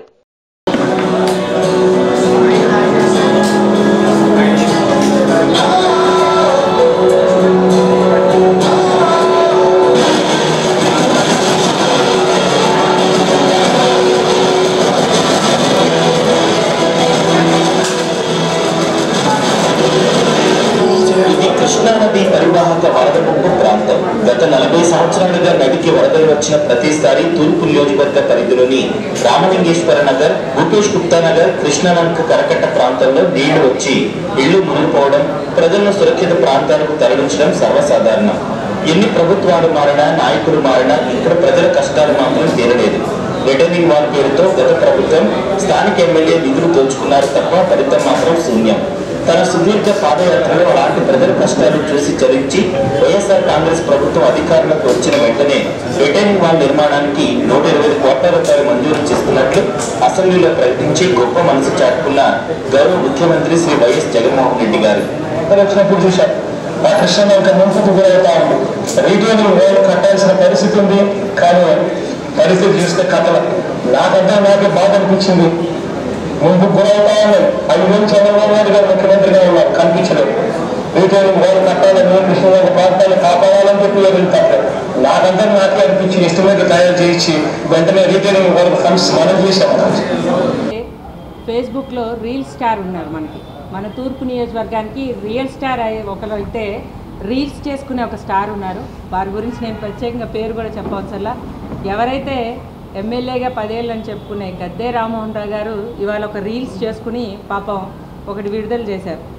అది కూడా రిటైనింగ్ వాళ్ళు 2014 నుంచి 19 వరకు ఆయన ఏదో నిర్మించారు, మరి దానివల్ల వరద రాలేదు అని ఎవరినో బలవంతంగా, ఎందుకంటే ప్రజానికాన్ని బలవంతంగా చేసి ఏదో ఒకరోజు వాళ్ళు ప్రశాంతంగా కూర్చునే వాళ్ళని 2 మాటలు తీసుకుని ఆ వీడియోలో మళ్ళీ ఆయన ఒక జెండా పట్టుకుని దాని మీద వాల్ నడవటం, మరి చాలా ఖర్చు అయినట్టుంది ఆ రీల్స్ చేసుకుంటాకి. ఖర్చు రీల్స్కే పెడుతున్నారు తప్ప వార్డుల్లో ఏదైతే అందులో కూడా చాలా హాస్యాస్పదంగా ఉంది. 15వ డివిజన్ని దత్తత తీసుకుని మరి ఆయన ఏదో చేశానని రిటైనింగ్ వాల్ కట్టారని. 2014 నుంచి 19 వరకు ఆయన కట్టిన రిటైనింగ్ వాల్ గురించి 2020లో వరద ఏదైతే వచ్చిందో ఆ రోజు రిటైనింగ్ వాల్ ఉందని పడుకున్న రామలింగేశ్వర నగర్ ప్రజానికాన్ని 30 రోజులు, సుమారు 28 రోజులు వరదలో ఇరుక్కుపోయి బురదలో ఉన్నారు. దానికి నిదర్శనం సాక్ష్యానికి నేను ఏదైతే కార్పొరేటర్ అభ్యర్థిగా ఉండి మా యొక్క తూర్పు నియోజకవర్గ ఇన్ఛార్జ్, వైఎస్ఆర్సీపీ ఇన్ఛార్జ్గా ఇప్పుడు ఎమ్మెల్యే అభ్యర్థిగా ఉన్న దేవినేని అవినాష్ గారు వచ్చి మరి ఆ ప్రజానీకం ఏడుస్తూ ఇళ్లల్లో సామాన్లు పోయినాయి, మరి రిటైనింగ్ వాల్ ఉందని మేమందరం కూడా గుండెల మీద నిద్రపోయాం, కానీ మా సామాన్లు తేలికపోయినాయి. మొత్తం కూడా ఆ టైం కూడా చాలా క్లిష్ట పరిస్థితి. కరోనా టైంలో 2020లో వరదొచ్చి మరి అదే రిటైనింగ్ వాల్ ఉంది కట్టానని ఈరోజు రీల్స్ చేసుకున్న ఆ యొక్క స్టార్కి నేను ఒకటే ప్రశ్న వేస్తున్నా. 2020లో వరదలు ఎందుకు వచ్చినాయి? మరి మీరు గొప్పగా చెప్తూ 10 మందితో వీడియో తీపించుకుని 4-5తో గట్టిగా వీడియో చేసి రీల్స్ చేసుకుంటున్నావు కదా. నేను సూటిగా ఒకటే అడుగుదలుచుకున్నా, 2020లో వరద ఎందుకు వచ్చింది? నువ్వు కట్టిన రిటైనింగ్ వాల్ అని గొప్పగా చెప్పుకుంటున్నా. ఆ రిటైనింగ్ వాల్ నాసిరకంగా కట్టి ప్రజానికాన్ని భయభ్రాంతులు చేసి నిజంగా ఎంతోమంది ఇల్లు లేక సామాన్లు పోయి వాళ్ళందరూ కూడా ఇల్లు పోయి బయటకు వచ్చి ఏడ్చిన రోజులు అవన్నీ కూడా. అప్పుడు అవినాష్ గారు వచ్చి కేవలం 21 రోజుల్లో నేను సాక్ష్యం దానికి. నేను ఒక కార్పొరేటర్ అభ్యర్థిగా ఉండి ఆ రోజు మేము కరోనా టైంలో కూడా ఏదైతే సెప్టెంబర్ నెలలో మరి ఆ టైంలో మేమందరం కూడా 21 రోజుల్లో శాంక్షన్ చేపించి ఒక సాయిరామ్ కట్ పీసెస్ రోడ్లో లాక్ సిస్టమ్ ఏర్పాటు చేశారు. ఆ యొక్క లాక్ సిస్టమ్ వల్ల మేము 2021 మార్చి 18న నేను కార్పొరేటర్గా ఎన్నికైన నుంచి ఈరోజు 2024 ఏదైతే ఏప్రిల్ 5వ తారీఖు వరకు నేను అడుగుతున్న ఒకటే సూటి ప్రశ్న, ఈ రోజుకి కూడా వరద రాలేదు. అది దేనివల్ల? మీరు కట్టిన నాసిరికం వల్ల జనాలు ఇబ్బంది పడితే అవినాష్ గారు, వైఎస్ఆర్ ప్రభుత్వం, జగన్మోహన్ రెడ్డి గారు ఏదైతే నువ్వు కట్టిన నాసిరక రిటైనింగ్ వాళ్ళకి ప్యాచ్లు వచ్చి ఇబ్బంది పడుతుంటే లాక్ సిస్టమ్ ఏర్పాటు చేసి మరి వాళ్ళందరికీ కూడా 6 రోడ్లు ఏదైతే గాంధీ కాలనీ ఉన్నారో అవన్నీ కూడా రోడ్లు పై హైట్ లేపి ప్రజానికాన్ని ఇబ్బంది లేకుండా ఈ రోజుకి కూడా వాళ్ళందరూ కూడా చాలా సంతోషంగా నివసిస్తున్నారు. మరి నువ్వేగా చెప్తున్నావు రీల్స్లో చెప్పుకుంటే కాదు. నేను ఒకటే అడుగుతున్నా గద్దె రామ్మోహన్ రావు గారు, 15వ డివిజన్ నువ్వు దత్తత తీసుకున్నాను అంటున్నావు. నేను ఏదైతే 2021లో కార్పొరేటర్ అయినాక ఈ 3 ఏళ్లలో నేను 33 కోట్లతో 15వ డివిజన్ రామలింగేశ్వర నగర్ని నేను అభివృద్ధి చేశాను. నువ్వు 10 ఏళ్ళు ఎమ్మెల్యేగా చేశానన్నావు. పైనున్న 33లో 3 కోట్లైనా నువ్వు అభివృద్ధి చేశావంటే నేను చర్చకి సిద్ధం. నువ్వు వస్తానన్నా సరే, నేను ఇదే కాదు ఎన్నోసార్లు గత 3 ఏళ్ల నుంచి నేను ఒకటే అడుగుతున్నా, నువ్వు చర్చకి సిద్ధమా? అదే రిటైనింగ్ వాల్ కట్టానని నువ్వు చెప్తున్నావు కదా, ఆ యొక్క రిటైనింగ్ వాల్ దగ్గరికి వచ్చి నువ్వు నుంచున్నా, గాంధీ కాలనీలో ఆంజనేయ స్వామి గుడి ఉంది, నువ్వు వచ్చినా సరే, నువ్వు వచ్చి నేనైనా వస్తా, ఎప్పుడైనా ఏ టైం నువ్వు చెప్పినా సరే నువ్వు వచ్చి నుంచుంటే నువ్వు సిద్ధమా? మరి నువ్వు ఎక్కడా లేని విధంగా టీడీపీ ప్రభుత్వంలో మరి 2021 ఎలక్షన్స్లో 15వ డివిజన్లో టీడీపీ అభ్యర్థిని కూడా నువ్వు నిలబెట్టుకోలేకపోయావు. ఎందుకని? నువ్వు రిటైనింగ్ వాల్ కట్టి ప్రజానికాన్ని మోసం చేసావు కాబట్టి ఇక్కడ విజయవాడ నగరంలో ఎక్కడా కూడా జరగనిది 15వ డివిజన్లో జరిగింది. ఎందుకంటే భయం. కనీసం టీడీపీ అభ్యర్థిని కూడా నువ్వు నిలబెట్టలా, పార్టీని చంపేశావు. ఈరోజు నువ్వు అసలు 15వ డివిజన్ ప్రజానికం అయితే టీడీపీ అనే ఒక సింబల్ ఉంది కానీ అది అని కానీ జనానికైతే ఏది కూడా గుర్తులేదు. ఎందుకంటే కార్పొరేటర్నే నువ్వు నిలబెట్టలేవు, ఎమ్మెల్యేగా నువ్వు వచ్చి ఏం చేస్తావని కూడా నువ్వు నిలబడినా కూడా ప్రజానికం నవ్వే విధంగా ఉంది. ఎందుకంటే వాళ్ళెవరికి కూడా ఆ యొక్క సింబల్ ఉందని కానీ టీడీపీ ప్రభుత్వంలో నువ్వు ఉన్నావని కూడా ప్రజానికం గుర్తించే స్థాయిలో లేదు. నాతో పాటు ఈ పత్రికా సమావేశంలో నగర డిప్యూటీ మేయర్ సోదరిమణి బెల్లందర్ గారు, సహచరులు రావురెడ్డి గారు, కొండారెడ్డి గారు, సహచరులు మాజీ డిప్యూటీ మేయర్ చల్లారావు గారు పాల్గొనడం జరిగింది. ముఖ్యంగా మరి నిన్నటిదాకా ఏమయ్యాడో పట్టాభి అనేవాడు జాతీయ సెక్రటరీ, జనరల్ సెక్రటరీ వేసుకోండి. మేము అడుగుతున్నాం పట్టాభి, అసలు ఈ పార్టీ జాతీయ హోదా ఎక్కడుందిరా, ఏమి ఇస్తారో కూడా మీరు ఆ మాట మేము ఒకటి అడుగుతున్నాం. నువ్వు పిల్ల సైకో అంటున్నావు. పిల్ల సైకో ఏ సైకో 2024లో తూర్పు నియోజకవర్గ ప్రజలు చెప్తారు. సరే, రిటర్నింగ్ వాళ్ళు ప్రస్తావనకు వద్దాం. అరే నీ గద్దె రామ్మోహన్ నిజంగా రిటర్నింగ్ వాళ్ళు నిర్మించి ఉంటే ఎందుకు నీకు కృష్ణలంక ప్రాంతంలో 7 డివిజన్లు వైఎస్ఆర్సీపీ కైవసం చేసుకుంది? నాతో పాటు సోదరుడు కొండారెడ్డి, సోదరిమణి పప్పాల కుమారి, శేషు, నేను, రామిరెడ్డి, బావుదూరు, దుర్గా, మేము 7 ఎందుకు గెలిచాము? నీ పార్టీ రిటర్నింగ్ వాళ్ళు నిర్మించుంటే ప్రజలు మిమ్మల్ని ఎందుకు ఆదరించలేదు? First question. పట్టాభి గారు ఇంకోటి మాట్లాడుతున్నాడు. అసలు అన్నం తినేవాడు ఎవడైనా కానీ చనిపోయిన వాళ్ళ ప్రస్తావన పత్రికా సమావేశంలో ఉండొచ్చా? నెహ్రూ గారు అసలు ఎక్కడుందిరా నీకు? అసలు నెహ్రూ గారు రాజకీయం చేసినప్పుడు నువ్వు ఎక్కడున్నావు? అసలు రాజకీయం ప్రారంభించినప్పటికీ కానీ నెహ్రూ గారితో పాటు ఉన్న వాళ్ళం మీ అందరూ ఒకటే అడుగుతున్నాం. కృష్ణలంక వరదలు వచ్చినప్పుడు కానీ, మొన్న వరదలు వచ్చినప్పుడు కానీ మీ అందరూ ప్రత్యక్ష సాక్ష్యం. కృష్ణలంక ప్రజలకి ఏ విధంగా వరదల్లో అండగా ఉన్నామో ప్రజల సాక్ష్యం. అలాగే మన కరోనా కష్టకాలంలో మీ అందరం ప్రజలకు ఏ విధంగా అండగా ఉన్నామో ప్రజలందరికీ తెలుసు. నీకు తెలుసు నీ నాయకుడు తూర్పులో ఎలాగో గెలవడని చెప్పి ఒక పిచ్చి వీడియో ఒకటి జనాల దగ్గర భయభ్రాంతులు చేసి తీసుకొని అది ప్రకటిస్తాం. మీ ముందు పత్రికా సమావేశంలో చేయటం ఎంతవరకు? నువ్వు ఇంకో మాట అన్నావు, అభివృద్ధి గద్దె రామ్మోహన్ హయాంలో జరిగింది, ఈ 5 సంవత్సరాలు ఎక్కడ తనే ఒప్పుకుంటున్నాడు. 2019 నుంచి అభివృద్ధే లేదు, 2024 దాకా. మేము ఒకటి చెప్తున్నాం, 600 కోట్ల రూపాయలు తూర్పు నియోజకవర్గంలో అభివృద్ధి జరిగింది. నీకు దమ్ము ధైర్యం ఉంటే, ఎన్నోసార్లు నేను అడిగా గద్దె రామ్మోహన్ని, నీకు దమ్ము ధైర్యం ఉంటే నీ గద్దె రామ్మోహన్ చర్చ కూర్చోబెట్టు, నేను రాను. నాతో పాటు సామాన్య కార్యకర్త, మేము అసలు తూర్పు నియోజకవర్గం జోలికి వెళ్ళను. మా డివిజన్లో మేము మళ్ళీ చెప్తాం, 100 కోట్లతో అభివృద్ధి సంక్షేమం జరిగింది. ఒక్క డివిజన్లోనే 18 డివిజన్లో 100 కోట్లతో అభివృద్ధి సంక్షేమం జరిగింది. సంక్షేమం 65-70 కోట్లతో పాటు సంక్షేమం, అభివృద్ధి 30 కోట్లు. ఎందుకంటే 14 కోట్లు నేను వార్డు అభివృద్ధి చేశాను. మొన్న 14 కోట్ల రూపాయలు cycle track, walking track, park కట్టాం. మొన్న అధునాతన పార్క్ కట్టాం. ఇవన్నీ నీ కళ్ళకు కనబట్లేదా? ఒకటే తెలుగుదేశం పార్టీ, అందులో ముఖ్యంగా తూర్పు నియోజకవర్గంలో పార్టీ నాయకులకు మతి భ్రమించింది. మీరు పిచ్చి హాస్పిటల్కి వెళ్ళాల్సిన సమయం ఆసన్నమైంది కాబట్టి మీరు ఏది పడితే అది మీడియా దగ్గర చెప్తే జనం నమ్ముతా అని చెప్పి మీ పిచ్చి ఊహా. ఇంత ఓపెన్గా మేము చెప్తున్నాం. మేము కార్పొరేటర్లు 21 మంది, మేం కాదు, మా తూర్పు నియోజకవర్గంలో ఉన్న కార్పొరేటర్లు ఎంతమంది ఉన్నారో వైసీపీ పార్టీలో వాళ్ళందరం కూడా ఈ రోజునే రిజైన్ చేస్తాం. మా మాట తప్పని తెలిస్తే, కాదు అంటే మీరు పోటీ నుంచి తప్పుకుంటారా? వార్తలు ముగించే ముందు ముఖ్యాంశాలు మరొకసారి. వెన్నుపోటు దిగజారుడు రాజకీయాలకు చంద్రబాబు కేర్ ఆఫ్ అడ్రస్ అన్న ఎంపీ కేశినేని నాని. తూర్పు నియోజకవర్గంలో దీర్ఘకాలిక సమస్యలు పరిష్కరించిన ఘనత వైసీపీ ప్రభుత్వందేనని స్పష్టం. 60వ డివిజన్ వాంబే కాలనీలో విస్తృతంగా ప్రచారం చేసిన వైసీపీ ఎమ్మెల్యే వెల్లంపల్లి శ్రీనివాస్. డివిజన్లో అభివృద్ధితో పాటు అర్హులైన వారందరికీ సంక్షేమ పథకాలు అందించినట్లు వెల్లడి. సీఎం జగన్ సమక్షంలో వైసీపీలో చేరిన అమలాపురం నియోజకవర్గం జనసేన ఇన్ఛార్జ్ శెట్టిబత్తుల రాజుబాబు. పార్టీలోకి సాదరంగా ఆహ్వానించిన జగన్.